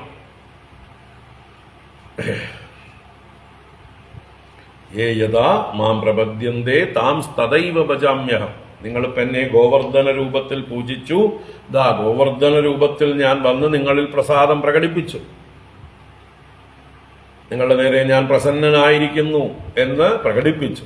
അതാണ് ഭഗവാൻ തന്നെ രൂപമെടുത്തു വന്നു.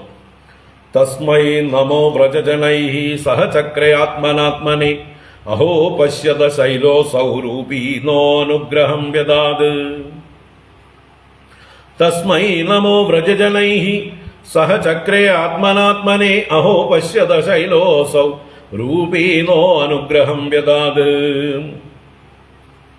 അങ്ങനെ വ്രജജനൈഹി സഹ ആത്മനെ തസ്മൈ നമഃ ചക്രേ. ഭഗവാൻ എന്ത് ചെയ്തു? വ്രജജനൈഹി സഹ, ഗോപന്മാരോട് കൂടിയിട്ട് ഗോപികളോട് കൂടിയിട്ട് ആത്മന, ഇവിടെ ഭഗവാൻ കൃഷ്ണരൂപത്തില് ഉണ്ട്. അപ്പൊ സ്വന്തം രൂപത്തോടെ ആത്മനെ, ഇവിടെ മറ്റൊരു രൂപത്തിൽ നിൽക്കുന്നുണ്ട്. ആരാ? ഭഗവാൻ തന്നെ. താൻ തന്നെയാണ്, തന്റെ ആത്മാ തന്നെയാണ് ഇവിടെ ഗോവർദ്ധന ദേവതയായിട്ട് മുമ്പിൽ നിൽക്കുന്നത്. അപ്പൊ താൻ തന്നെ തന്നെയാണ് നമസ്കരിക്കുന്നതെന്ന് ഭഗവാൻ അറിയാം, പക്ഷെ കാണുന്നവർക്ക് അറിയില്ല. കാണുന്നവർ വിചാരിക്കണം, അയ്യോ നമ്മുടെ കൃഷ്ണൻ പോലും ആ ഗോവർദ്ധന ദേവതയെ നമസ്കരിക്കുന്നു, അപ്പൊ നമ്മൾ നമസ്കരിക്കണ്ടേ എന്ന് എല്ലാവരുടെ ഉള്ളിലും ഭഗവാൻ തോന്നലുണ്ടാക്കുന്നു. താൻ തന്നെയാണ് നമസ്കരിക്കുന്നത്. രണ്ട് രൂപമേ ഉള്ളൂ. കരാരവിന്ദേന പദാരവിന്ദം മുഖാരവിന്ദേ വിനിവേശയന്തം. അല്ലേ? ഭഗവാന് ഭേദഭാവമൊന്നുമില്ല. താൻ തന്നെ നമസ്കരിക്കണം. പക്ഷെ കാണുന്നവർക്ക് ദാ നന്ദഗോപപുത്രനായ കൃഷ്ണൻ പർവ്വതരാജ ദേവതയായ ഗോവർദ്ധന ദേവതയെ നമസ്കരിക്കുന്നു. അങ്ങനെ ആത്മനെ തസ്മൈ നമഃ ചക്രേ, അവനായിക്കൊണ്ട് ആ ദേവതയ്ക്കായിക്കൊണ്ട് നമസ്കാരത്തെ ചെയ്തു. കൂട്ടത്തിൽ ഭഗവാൻ പറഞ്ഞു, എല്ലാരും നമസ്കരിക്കൂ, ഗോവർദ്ധന ദേവതയെ നമസ്കരിക്കൂ എല്ലാരും എന്ന് ഭഗവാൻ ആ സംസ്കാരം എല്ലാവർക്കും കാണിച്ചു കൊടുത്തു. അങ്ങനെ അസൗ ശൈലഃ, ഈ പർവ്വതം രൂപീ നഹ അനുഗ്രഹം വ്യദാത് പശ്യതാഹോ. ഭഗവാൻ തന്നെ ഒരു ആശ്ചര്യം പ്രകടിപ്പിച്ചുകൊണ്ട് അവരോട് പറയണം, നോക്കൂ, പശ്യതാ ഹോ, ആശ്ചര്യം അല്ലേ. ഈ അസൗ ശൈലഃ, ഈ പർവ്വതം ഗോവർദ്ധന പർവ്വതം രൂപീ, ഒരു രൂപമെടുത്തിട്ടേ ദേവതാരൂപത്തില് നഹ അനുഗ്രഹം വ്യദാത്, നമുക്ക് അനുഗ്രഹത്തെ ചെയ്തിരിക്കണു. നോക്കൂ, ആശ്ചര്യം. കൂട്ടത്തിൽ ചോദ്യം ഉണ്ടാവും, നിങ്ങൾ ഇത്രയും കാലം ഇന്ദ്രനെ പൂജിച്ചിട്ട് ഇന്ദ്രൻ ഇതുപോലെ പ്രത്യക്ഷമായി വന്ന് അനുഗ്രഹിച്ചിട്ടുണ്ടോ? ഇപ്പൊ നോക്കൂ, നമ്മൾ ആദ്യമായിട്ടാണ് ഗോവർദ്ധന പർവ്വതത്തെ പൂജിക്കുന്നത്. ആ പർവ്വതം ദേവതാരൂപത്തിൽ നമ്മുടെ മുമ്പിൽ പ്രത്യക്ഷമായി നമ്മളെ അനുഗ്രഹിച്ചിരിക്കണു. ഇതുപോലൊരു ആശ്ചര്യം നോക്കൂ എന്ന് ഭഗവാൻ ഈ ഒരു തന്റെ തന്നെ ലീലയെ ആശ്ചര്യമായി എല്ലാവർക്കും പറഞ്ഞു കൊടുത്തു. അതാണ് പശ്യത, ഹോ, കാണൂ, നോക്കൂ, എന്താ ഇത്. അപ്പൊ ഭഗവാൻ എല്ലാവരുടെ ഉള്ളിലും ഈ ഒരു ആശ്ചര്യത്തെ ആശ്ചര്യമാക്കി തന്നെ ഉറപ്പിച്ചു കൊടുത്തു. അപ്പോഴേ അതിനോട് ആദരവ് ഉണ്ടാവുള്ളൂ, ഓർമ്മയുണ്ടാവുള്ളൂ, എപ്പോഴും ഇത് ചെയ്യേണ്ടതാണ് എന്നുള്ള ബോധം അവർക്കുണ്ടാവുള്ളൂ. ഏഷോപജാനതോ മർത്യാൻ കാമരൂപീ വനൗകസഃ ഹന്തിഹ്യസ്മൈ നമസ്യാമഃ ശർമ്മണേ ആത്മനോ ഗവാം. ഏഷോപജാനതോ മർത്യാൻ കാമരൂപീ വനൗകസഃ ഹന്തിഹ്യസ്മൈ നമസ്യാമഃ ശർമ്മണേ ആത്മനോ ഗവാം. നല്ലൊരു ഉപദേശം. ഏഷഃ അവജാനതഃ മർത്യാൻ കാമരൂപീ വനൗകസഃ ഹന്തി. ഏഷഃ എന്ന് പറഞ്ഞാൽ ഈ ഗോവർദ്ധന പർവ്വത ദേവത, അദ്ദേഹം കാമരൂപിയാണ്. കാമരൂപി ഇഷ്ടം പോലെ രൂപം ധരിക്കാൻ സാമർഥ്യമുള്ള ആളാണ്. അപ്പൊ കാമരൂപിയായ ഈ പർവ്വതം അവജാനതഃ മർത്യാൻ, തന്നെ അവമാനിക്കുന്ന നിന്ദിക്കുന്ന, ഉപദ്രവിക്കുന്ന വനൗകസഹ മർത്യ, വനവാസികളായ ജനങ്ങളെ, മർത്യന്മാരെ ഹന്തി, നശിപ്പിക്കും. അപ്പോ ഈ ദേവതയെ ആരെങ്കിലും അപമാനിച്ചാൽ അവരെ ഈ ദേവത നശിപ്പിക്കും. ഭഗവാൻ എല്ലാവരുടെ ഉള്ളിലും ആ ഗോവർദ്ധന പർവ്വതത്തോട് ബഹുമാനം ജനിപ്പിച്ചു. നിങ്ങൾ ആരാധിക്കണം, ബഹുമാനിക്കണം, നിന്ദിക്കരുത്. നിന്ദിച്ചാൽ നിങ്ങൾക്ക് നാശമുണ്ടാവും, ഈ ദേവത കോപിക്കും. അപ്പൊ ഇതാണ് നമ്മുടെ പ്രകൃതി നിയമങ്ങളൊക്കെ തന്നെ. ഈ പ്രകൃതിയെ നിങ്ങൾ രക്ഷിച്ചാൽ പ്രകൃതി നിങ്ങളെ രക്ഷിക്കും. പ്രകൃതിയെ നിങ്ങൾ അപമാനിച്ചാൽ അത് നിങ്ങളെ നശിപ്പിക്കും. ഈ തത്വം ഭഗവാൻ ഇവിടെ ഗോവർദ്ധന പർവ്വതത്തെ ചൂണ്ടിക്കാണിച്ച് നമ്മൾ പ്രകൃതിയെ സ്നേഹിക്കണം. കാരണം പ്രകൃതിയാണ് നമുക്ക് എല്ലാം നൽകിക്കൊണ്ടിരിക്കുന്നത്. പ്രകൃതിയുടെ അനുഗ്രഹമാണ് നമ്മൾ ഇപ്പോ അനുഭവിച്ചു കൊണ്ടിരിക്കുന്നത്. നമ്മുടെ പശുക്കൾക്ക് വെള്ളവും പുല്ലും എല്ലാം കൊടുക്കുന്നത് ആ പ്രകൃതിയുടെ തന്നെ ഇപ്പോ ഈ ഗോവർദ്ധന രൂപമാണ്. അതുകൊണ്ട് ഗോവർദ്ധനത്തെ എല്ലാവരും എപ്പോഴും ബഹുമാനിക്കണം.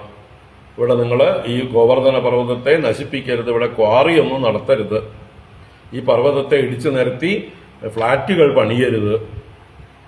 ഭഗവാൻ അന്ന് പറഞ്ഞിട്ടില്ലെങ്കിൽ ഇന്ന് ആ ഗോവർദ്ധനം തീരെ ഉണ്ടാവില്ല, പൊടി പോലുമില്ല കണ്ടുപിടിക്കാമെന്നായിട്ടുണ്ടാവും. ഇപ്പോഴും അതവിടെ അല്പമെങ്കിലും നിൽക്കുന്നുണ്ടെങ്കിൽ, ഒരുപാട് മാറ്റങ്ങളൊക്കെ വന്നിട്ടുണ്ടാവും, ഇപ്പോഴും അതവിടെ നിൽക്കുന്നുണ്ടെങ്കിൽ ആ അവിടെയുള്ള ജനങ്ങളുടെ ഉള്ളിൽ ആ ഒരു വിശ്വാസം രൂഢമൂലമായി ഭഗവാന്റെ ഉപദേശം കൊണ്ട് പരമ്പരയാ ആളുകളത് ഉപദേശിച്ചു വന്നു. അപ്പൊ നമ്മുടെ പൂർവികരും ഇങ്ങനെ തന്നെയാണ് വനങ്ങളും കാടുകളും കാവുകളും കുളങ്ങളും ഒക്കെ രക്ഷിച്ചുകൊണ്ട് പോകുന്നത്.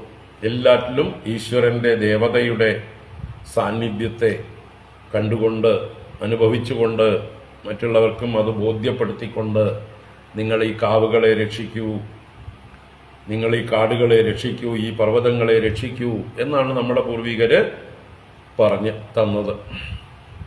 വിദേശ സംസ്കാരം ഇവിടെ ആധിക്യം ഉണ്ടായപ്പോൾ എല്ലാം വിപരീതമായി. നമ്മളും നമ്മുടെ ആൾക്കാരും ഈ ഹിന്ദുക്കളെന്ന് പറഞ്ഞ ജന്തുക്കളും ആ കൂട്ടത്തിൽ കൂടി എല്ലാം നശിപ്പിക്കുന്നതിൽ ഞങ്ങളും ഉണ്ട് മുമ്പേ എന്ന് പറഞ്ഞു നിൽപ്പുണ്ട്. അപ്പോ ഏഷോവജാനതോ മർത്യാൻ കാമരൂപീ വനൗകസഃ ഹന്തി ഹ്യസ്മൈ നമസ്യാമഃ ശർമ്മണേ ആത്മനോ ഗവാം. അതുകൊണ്ട് ഇവനെ നമ്മൾ ബഹുമാനിക്കണം. അതിനെന്ത് ചെയ്യണം? ആത്മനഃ ഗവാം ശർമ്മണേ, ആത്മനഃ അവനവന്റെയും, ഗവാം പശുക്കളുടെയും, ശർമ്മണേ, ശർമ്മ എന്നാൽ സുഖം. അപ്പൊ നമ്മുടെയും പശുക്കളുടെയും സുഖത്തിനായിക്കൊണ്ട്, ശർമ്മയ്ക്കായിക്കൊണ്ട് അസ്മൈ നമസ്യാമ, ഈ ഗോവർദ്ധനത്തിന് നമ്മൾ നമസ്കാരം ചെയ്യാം. നമുക്ക് എല്ലാവർക്കും നമസ്കരിക്കാം, നമസ്കരിക്കണം. അപ്പൊ എല്ലാവരും നമസ്കരിക്കൂ ഭക്തിപൂർവം. എന്തിന്? നമ്മളുടെയും ഈ ഗോകുലത്തിന്റെയും പശുക്കളുടെയും നന്മയ്ക്കായിക്കൊണ്ട്, രക്ഷയ്ക്കായിക്കൊണ്ട്, ശർമ്മണേ സുഖത്തിനായിക്കൊണ്ട്. ഇത്യദ്രിഗോദ്വിജമകം വാസുദേവ പ്രണോദിതാഃ യഥാ വിധായത്തെ ഗോപാഃ സഹ കൃഷ്ണാവ്രജം യയുഃ.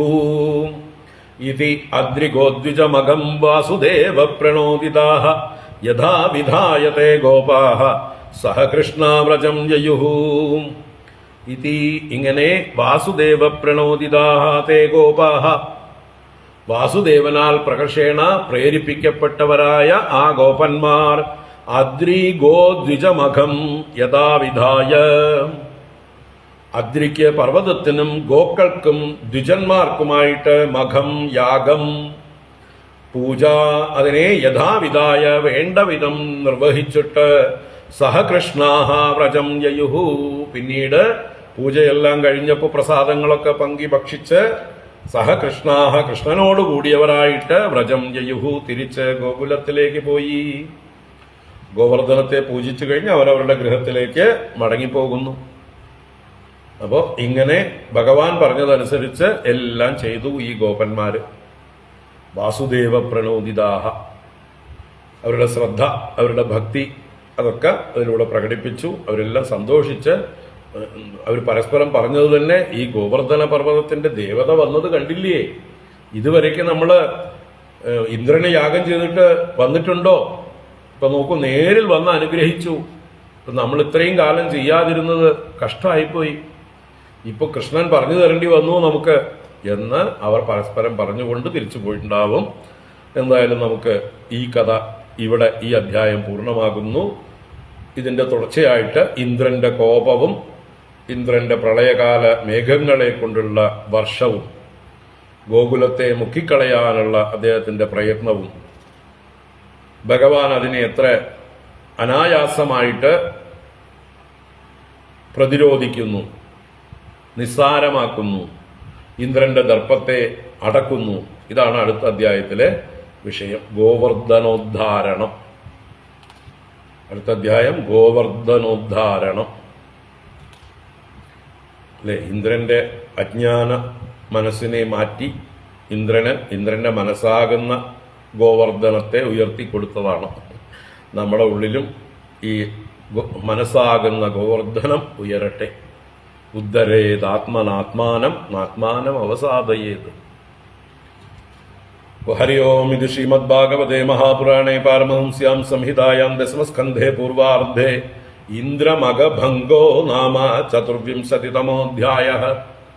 സർവത്ര ഗോവിന്ദനാമ സങ്കീർത്തനം. ഗോവിന്ദ ഗോവിന്ദ. നാരായണാഖില ഗുരോ ഭഗവൻ നമസ്തേ. നാരായണാഖില ഗുരോ ഭഗവൻ നമസ്തേ. നാരായണാഖില ഗുരോ ഭഗവൻ നമസ്തേ.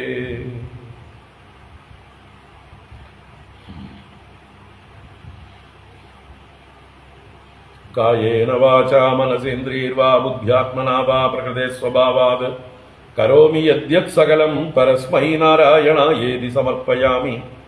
ഓം ശാന്തി ശാന്തി ശാന്തി. ഹരി ഓം. ശ്രീ ഗുരുഭ്യോ നമഃ. ഹരി ഓം. പിന്നെയൊരു 4-5 ദിവസം ക്ലാസ് ഇല്ല. ഞാൻ നേരത്തെ പറഞ്ഞിട്ടുണ്ട്. നാളെ ഹരിപ്പാട്, പിന്നീടൊരു 3-4 ദിവസം ചെന്നൈ എയിം ഫോർ സേവയുടെ കാര്യങ്ങൾക്ക് വേണ്ടി. തിങ്കളാഴ്ച ഇനി ക്ലാസ് ഉണ്ടാവുള്ളൂ മിക്കവാറും. അറിയോ? അപ്പം എല്ലാവരും റിലാക്സ് ചെയ്യുക. വിട്ടിട്ടുള്ള ഭാഗങ്ങളൊക്കെ കേൾക്കുക. കേൾക്കേണ്ട ഇനി വീണ്ടും വീണ്ടും കേൾക്കാൻ തോന്നുന്ന ഭാഗങ്ങളൊക്കെ കേൾക്കുക. ബാക്കി കാര്യങ്ങളൊക്കെ നടക്കട്ടെ.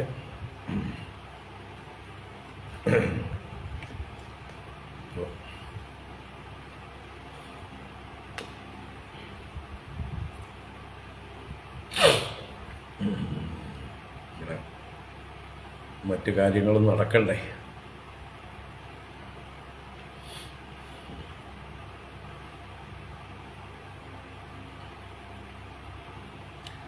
ഇതുവരെ മിസ്സായ ക്ലാസ്സുകളൊക്കെ ഒന്നുകൂടെ നോക്കും, റിവൈസ് ചെയ്യും നേരം പോക്കായിട്ട്.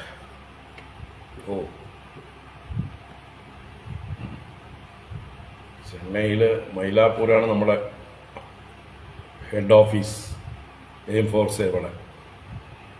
മൈലാപ്പൂരിൽ ഒരു ആഞ്ജനേയ ക്ഷേത്രമുണ്ട്.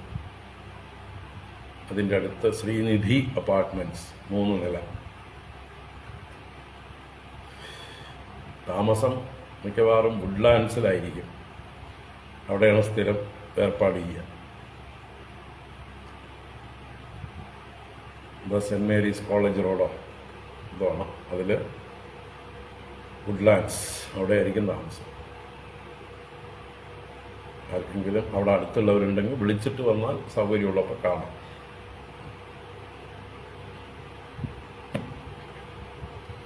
പറ്റിയാൽ വൈകുന്നേരങ്ങളിലൊക്കെ അവിടുത്തെ ക്ഷേത്രങ്ങളിലൊക്കെ പോകണം.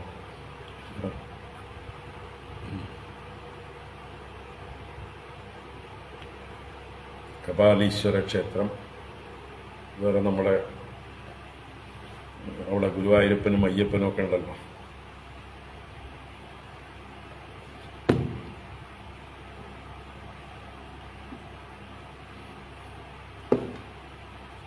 ഹരി ഓം. ഹരി ഓം.